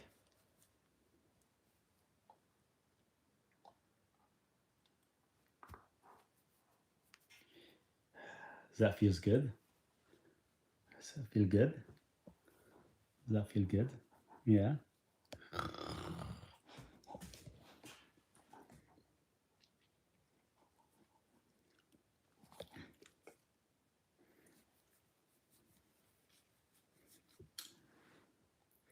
I saw a picture of Maurice with a steak and Duke.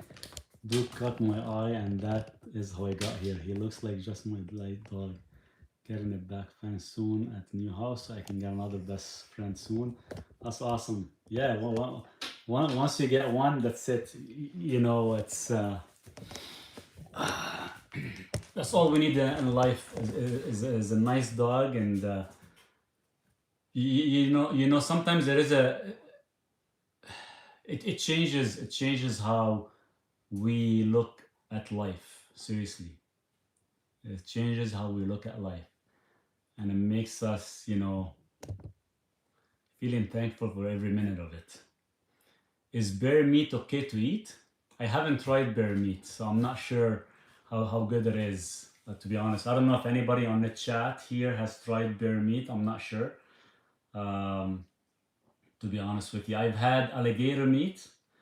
I've had uh, I've had a lot of weird things. I won't mention on here because I don't know if I'm supposed to, but I never had the bear meat. I know few people that actually go hunting in the US that they actually had black bear meat, but I'm not sure how it tastes like. I'm getting the glutathione and a liposomal or carnitine daily. Continue. Um, yeah, it should be fine. Should be fine because the L-carnitine you're taking it is a powder format, and the liposomal glutathione should be fine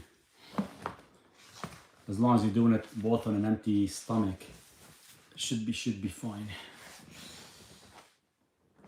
Duke goes outside. So that's how our weather been. So one day we get nice and sunny, one day a rain, one day snow. So I've been behind in finishing the chicken coop.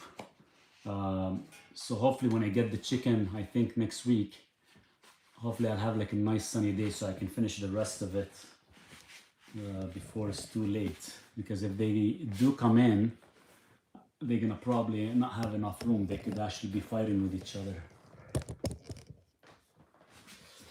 Had dog attached my hip since I was 12, hence my name. 1 year depressed when both stepson and dog died. Sorry to hear that. Had heart issues. 1.5 years since, fighting back quite well. It is tough. It is tough. It's not easy, you know. And I remember my first dog when I was actually overseas. It was in 2010. I was traveling overseas. I actually stayed in Lebanon, and I had my own gym facility.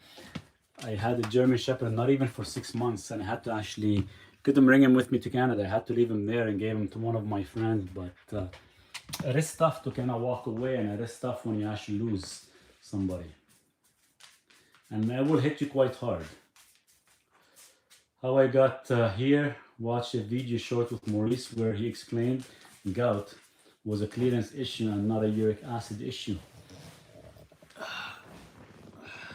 Good to have you here, Travis. Duke says hi. Don't chew my couch, you know. So if you chew it, I won't buy you another one.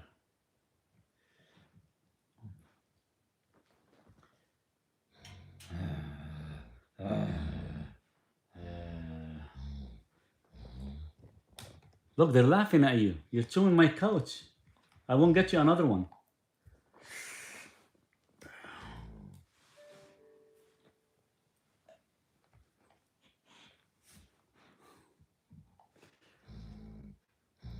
Let me see. I'm gonna pull him. I'm gonna pull him.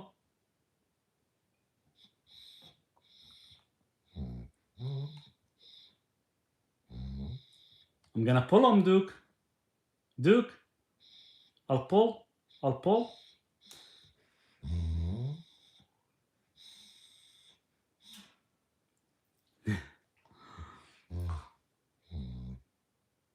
I got him. Okay, I'm gonna take it out.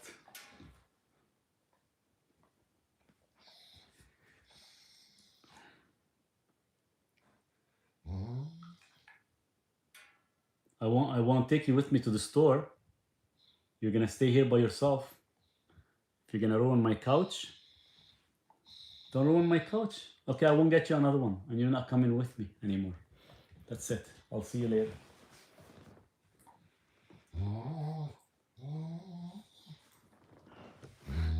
Look at that. See people on there on screen. They're laughing at you.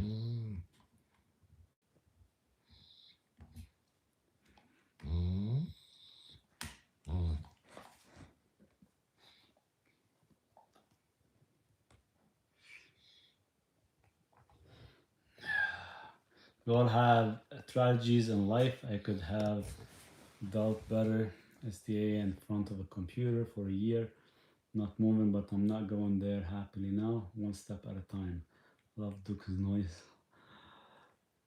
You know, everything takes time. Everything takes time in life. One step at a time. We're all gonna get there, and we all had issues and stuff, and it's not easy, and it's not simple either. Because so what I give Duke, so he eats his meat every day, so for his diet. And I did make a promise. I'm like, you know, once I get a dog, I definitely wanted to feed him raw food if I can afford them. And you know, the idea was feeding him, give him meat, eggs, and after every meal I give him a turkey neck. So this way, you know, the small bones and stuff will actually act to probably keep his teeth clean as well, which is actually nice for him to have. His teeth are white. It's just his bottom canine got shaved a bit because when he was still young, the breeder told me to actually get him some bones. So when I went and got him some bones from the butcher, I asked for dog bones, and they were giving me bone marrow, and that's one of the biggest mistake you do to give a dog bone marrow, because they can actually ruin their teeth, which is I kind of regret doing. Reading take you to a different place, at least in a short run. 100%. Riley got beef heart this morning. Nice. Way to go. Beef heart is one of the best organ I think that you can actually eat without overeating from it. Very, very tender, very rich in coenzyme Q10. That's why it's very, very potent for our heart. 100%. I walk after meal 1, sometimes for 2 hours, ride receptive bike after meal 2, 15 minutes hard riding, walk in the morning, do some stretches and an exercise through the day now too. That's awesome. Yeah, keep at it. I'm gonna give you guys, everybody that is in Skool, I'll give you one of my ebook that I'm actually finishing my book number 2. And book number 3 is all about isometric exercises. You know, I wish I would have done that when I was younger, because sometimes we sit so idle on the computer and others, and we cause so much stress on our heart tissue. And the problem is, even if we get up every hour and we do like a 2-minute exercise of some type of isometric, whether it's calves, whether it's a plank, whether it's wall sits, for example, or anything that is isometric, there's about 55 different type of exercises we can do, and only 2 minutes will actually cause so much sheer stress that you can actually cause what is called biogenesis at the arterial level. And what I mean by biogenesis, if one artery is blocked, we can cause an artery to actually, a new artery to reborn. And I think this is one of the most crucial and most important thing is movement. And I'm not, we're not talking about, you know, simple movement, like some people who say, oh, you just go work out in the gym and do this. No, it's about movement after your meal, movement so you're not sitting idle all the time, movement where you're constantly doing something, because us as a human, we were never meant to actually just sit around the computer and work all day long for 8 hours, 12 hours a day, and we are constantly under heavy stress. So the idea is to kind of make sure the body is constantly moving, constantly moving. So the second book that I'm finishing is roughly about, I'll tell you now, I'm almost done. It's 27 chapters for my second book, and my third book is only about 14 chapters. So my second book, 27 chapters. This one is quite good because it tells you, I kind of break it down, why your system fail before symptoms appear and how to fix it. So everybody in school will actually get that ebook.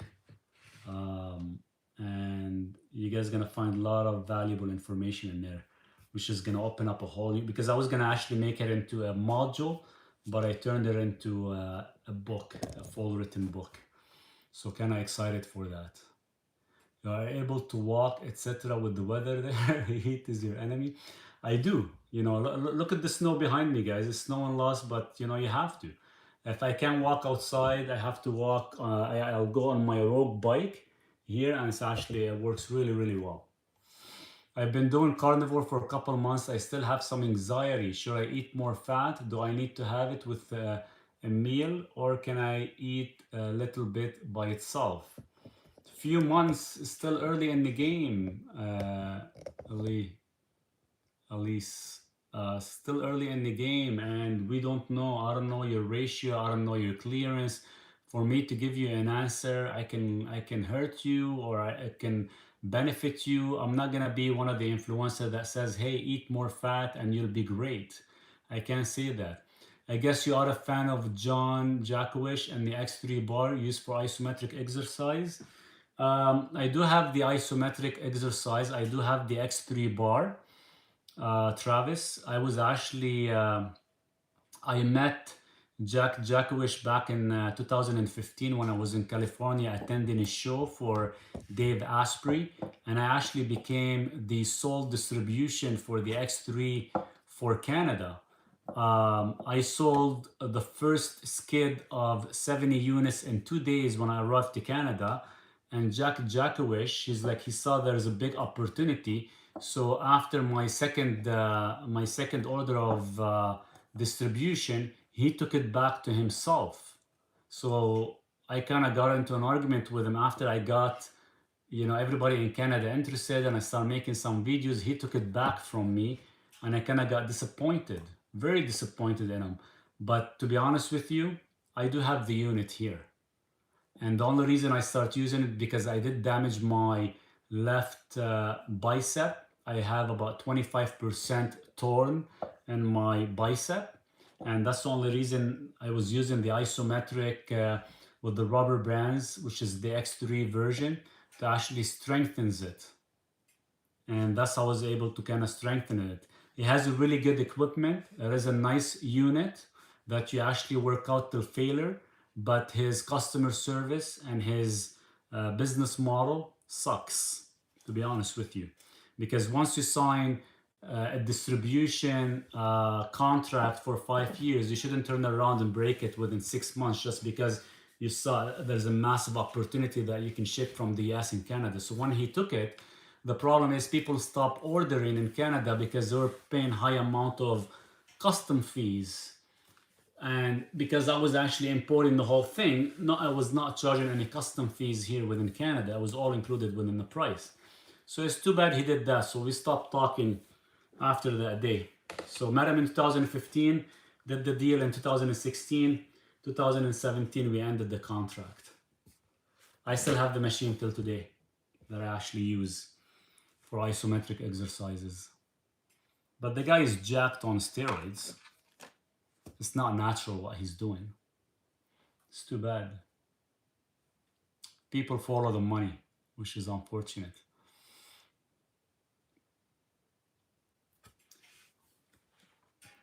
And if you have one yourself, Travis, it's just, it is a good unit to get started with less tension, less damage on the tendons.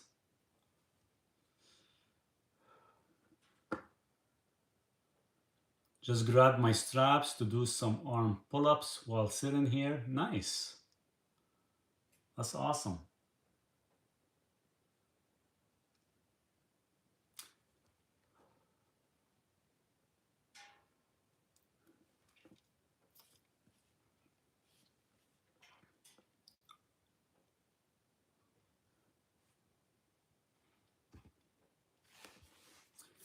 Very supportive community, genuine, and if you do get a chance to join us, at least you do get 7 days as a trial.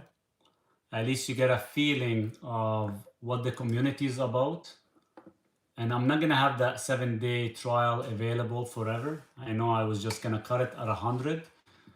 But yeah, definitely, if you get a chance to join us, you're gonna actually gain a lot of knowledge from everybody. Um, and I'll definitely help you with everything.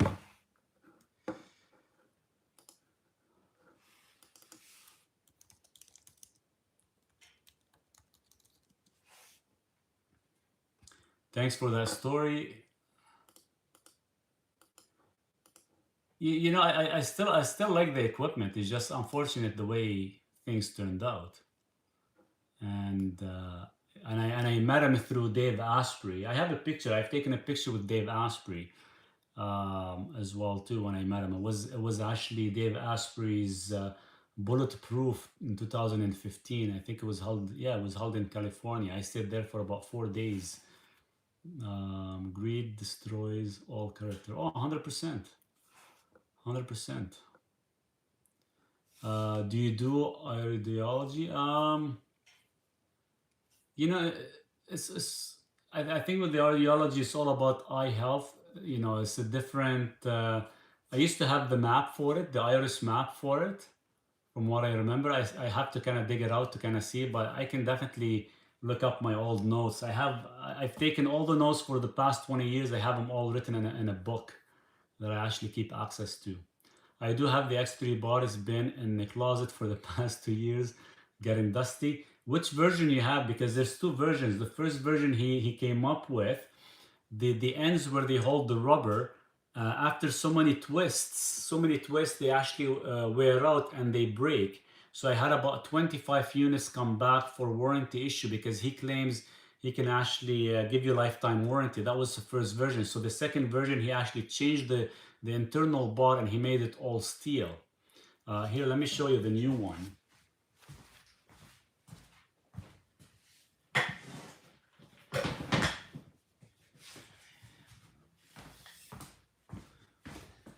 So this is the new one he made. He made it all steel. It used to be all rubber here. And this one here, every time it twists, because he had this part twist, it would actually wear out. And eventually that metal after 2 years would wear out and break. So people were actually hurting themselves with it. So his second version he made the whole bar inside actually attached with the other bar. So now he did it more of an Olympic style, but you still, once in a while, you still have to actually tighten it. If you don't tighten it and you're doing it, you're doing heavy weights. Imagine you're doing like deadlifts with the black rubber, and suddenly you have almost like 300 pounds of pressure just hitting your freaking toes. You can actually damage. So a lot of people were actually getting hurt because lack of customer service teaching people that, hey, you have to tighten this and make sure everything. It's the same thing when you go on any machine, commercial machine. It's all about maintenance, and if you don't actually maintain it, you can actually cause a lot of damage. So this was his version 2 unit, and as you can see, the way he made it was actually a lot stable. But still, that small screw, if you don't check it every couple of weeks, and the problem is, guess what? It doesn't even give you the tools. So you have to go out there to the home hardware and check to see which one actually fits. And you just have to kind of keep an eye. And the problem is he didn't, the screw he ended up using, I think it had more zinc or more iron. So if you actually over tighten it, you can actually break it. So the idea, the concept is nice. It's just, why would you cheap out on Olympic product and a very expensive product? Because he knows that at least probably 90% of the population that they buy this, they use it and store it and not use it again. Because every time a rubber break or gets damaged, here in Canada, for example, that black rubber is $100 to buy. Well, in the US, it's like 20 US. So there is a gap, and there is massive money in it, and sometimes it gets too expensive. But yeah, I had to actually replace 25 of these for my Canadian customers because they kept coming off. And I'm glad nobody ended up kind of causing any injuries or any damages, because you can easily even when I do mine, I worry that I'm gonna actually damage anything. Sorry, I forgot to thank you about an hour ago for answering my question. I hope I answered your question. I've been answering everybody's questions, so if I do miss your question, guys, definitely post it up. More than happy to answer it. The snow stopped almost. Watch, the snow's gonna stop. The sun is gonna come out. It's beautiful. It cools down the weather and makes it nice. So I'm just gonna read you one part of my book. So why the standard explanation doesn't explain real outcome. So the model is incomplete. See, most people are given a simple explanation. Something builds up inside the artery. That buildup narrows the space. Eventually, blood can get through. That's the story. It sounds logical, it's easy to understand, and it gives people something to focus on. But when you actually look at how the body behaves, that explanation doesn't hold up on its own. Because if there were the full story, outcomes would be predictable. They're not.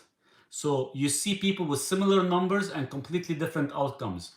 One person lives decades with no issue, another develops problems early. Same cholesterol, same general lifestyle on paper, different result. That alone tells you something is missing. Now, look at where problems tend to happen. They don't occur randomly throughout the entire arterial system. They show up in a specific location, branch points, curves, areas where blood flow changes direction. If buildup alone were the cause, it would distribute more evenly, but it doesn't. That's another signal that something else is involved. So the whole book that I'm actually gonna be describing is not just about arterial, but it's about everything. But we kind of wanna go above and beyond what the medicine or scientific literature has given us. Then there's timing. People don't go from fine to blocked overnight. There are years, sometimes decades, where nothing obvious shows up. No symptoms, no warning signs that people recognize. But under the surface, the system has already changed. And that's where the issue is. So everything changes under the surface. You're never gonna get any symptoms, you're never gonna get any changes, but internally it's happening. This is the part most models skip. The body doesn't fail suddenly. It shifts gradually. Before anything accumulates, the environment changes. Flow changes, signal change, energy distribution changes. And once those change, everything that follows is influenced by that new environment. So instead of asking what is building up, you have to ask what changed in the system before anything started to build. That question leads you somewhere different and moves you away from focusing only on content and toward understanding behavior. Because the body is not just a container, it's a system, and systems behave differently depending on their condition. So to kind of give you an example, so think of two rivers. One is flowing fast and clean, the other is slow and stagnant. If you drop the same material into both, you don't get the same outcome. In a fast river, things move. In the slow one, things settle. So nothing changed about what you dropped in, only the environment changed. So the same principle applies inside the body. What matters is not only what is present, what matters is how the system handles it. So that's why I talk about handling and clearance. So this is why people get confused. They focus on what they can measure, numbers, markers, single variables. But those are snapshots. They don't tell you how the system is behaving moment to moment. And behavior is what determines outcome. This is also why symptoms don't show up early, because the body compensates. It adjusts, it redistributes, It maintains function even when conditions are not ideal until it can't anymore. But the time something is obvious, the system has already been operating under different conditions for a long time. That's the delay people don't see. So when you look at arterial health or any system in the body, you have to shift your perspective from what is there to how is the system behaving, because one behavior changes, outcomes follow. Not immediately, but consistently. This is where stability comes in. So a stable system distributes blood evenly, maintains consistent signaling, regulates energy properly. An unstable system creates uneven flow, generates inconsistent signals, produces local stress. And local stress is where problems begin. Not everywhere, in specific areas, under specific conditions. And this explains something important, why problems are localized, not global. So why two people with similar inputs can have completely different outcomes. Why time matters. Okay. It also explains why removing one variable rarely solves the problem, because the issue is not one thing, it's how the system behaves as a whole. So the goal is not to argue about over one model versus another. The goal is to expand the model to include flow, signal, energy, environment. So we need to look at everything, not just one item. So we need to look at how energy feels, how circulation behaves, how stable the system is. And from there, you can actually influence the system, not by forcing it, but by restoring the conditions and needs to regulate itself.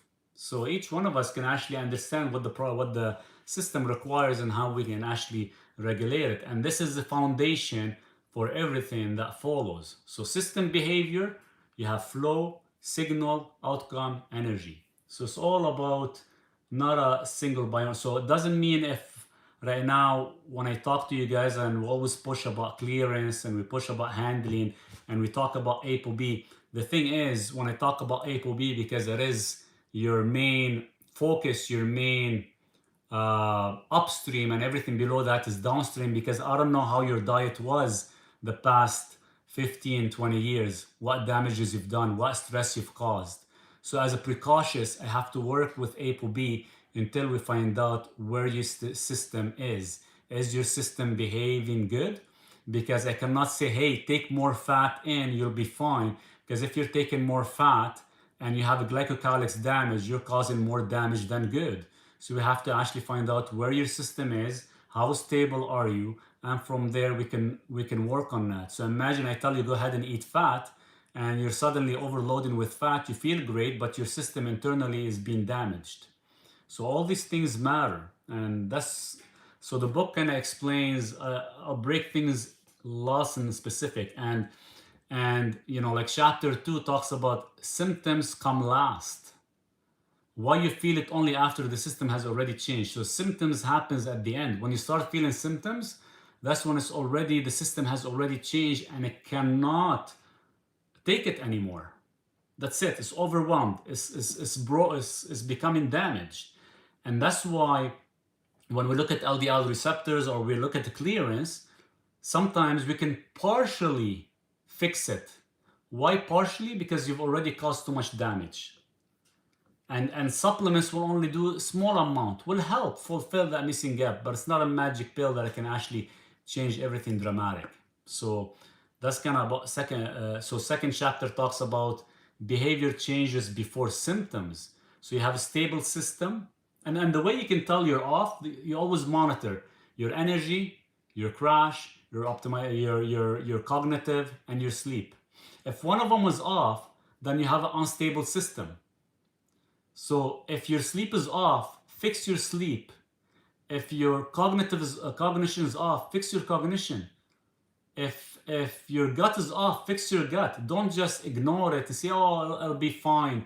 No, question everything you eat. Question everything you put in your gut. Because you are either going to feed it disease or you're going to prevent one. Then the third one I talk about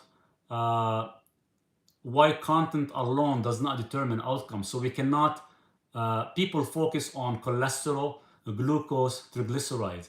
Again, we don't want to focus on the three, on the specific items. We want to focus on the whole system so we can stabilize it. And of course, you know, food intake plays a huge role, environment plays a huge role in this. And and as well, we have to kind of look at the environment, because the environment will give us, you know, proper flow, signal, the outcome, structure, energy. So that's pretty much the book talks and everything is specific. So everybody that is part of the school, or whoever becomes part of the school, when you're over that 7-day trial, I'll give you that book for free, and I'm just gonna actually get it published as well too. It's about 260 pages, but it's actually broken down the way Travis likes it, because Travis, he kind of likes the way, you know, he gave me a comment that he likes things kind of in short form, but actually it gives a proper explanation. So that's how I actually made the chapter a little bit easier, where I have about 2 to 5 words per line. So this way it's not like paragraphs after paragraphs. So this way you can look at it and say, hey, you know, this chapter is only 3 pages, but technically it's only like a page. But I kind of broke it down so it kind of feels short. And this way you enjoy reading it. That said, I have been online for a while. I do definitely want to do some work once the weather gets better. I got to work on my new video for this Wednesday. So definitely, guys, would look forward you guys checking out my videos on Wednesday, because if I can get a lot of support on YouTube, it makes things easier, where I can focus more on school and more on others, and to kind of worry about it. Because YouTube and school is my most important thing, more than anything. So definitely would appreciate, even if you have one of my latest video running in the background, hopefully I can gain some traction. I know sometimes I only get like 2,000 views or 1,000 views. Just not a lot of people see the value in it yet, because I don't use, you know, scare tactics. I don't use bullshit, you know, titles or subtitles to attract certain people or hire companies. I'm doing it all by myself, and I just want to put out all the valuable information for everybody. So there's a lot of good value in a lot of these videos to actually break it down, and I give a lot of answers in there as well too. But thank you again for joining me today on Sunday. I know moving forward down the road, I wouldn't be doing these too long, because when it's nice and hot, definitely want to be outside with Duke. And thank you guys for joining. God bless you, Maurice. Please give Duke a big hug. Will do. Thank you. I have 2 accounts, and I watch and I like all your stuff 2 times. Cheers to that. I really appreciate you for that. Thank you. Although Maurice, I had time to get married and get divorced since you started your live this morning. Bye again. Sounds good. Hey, keep going. You're missing the kids now. That said, you guys take care of yourself, and happy Sunday. Cheers.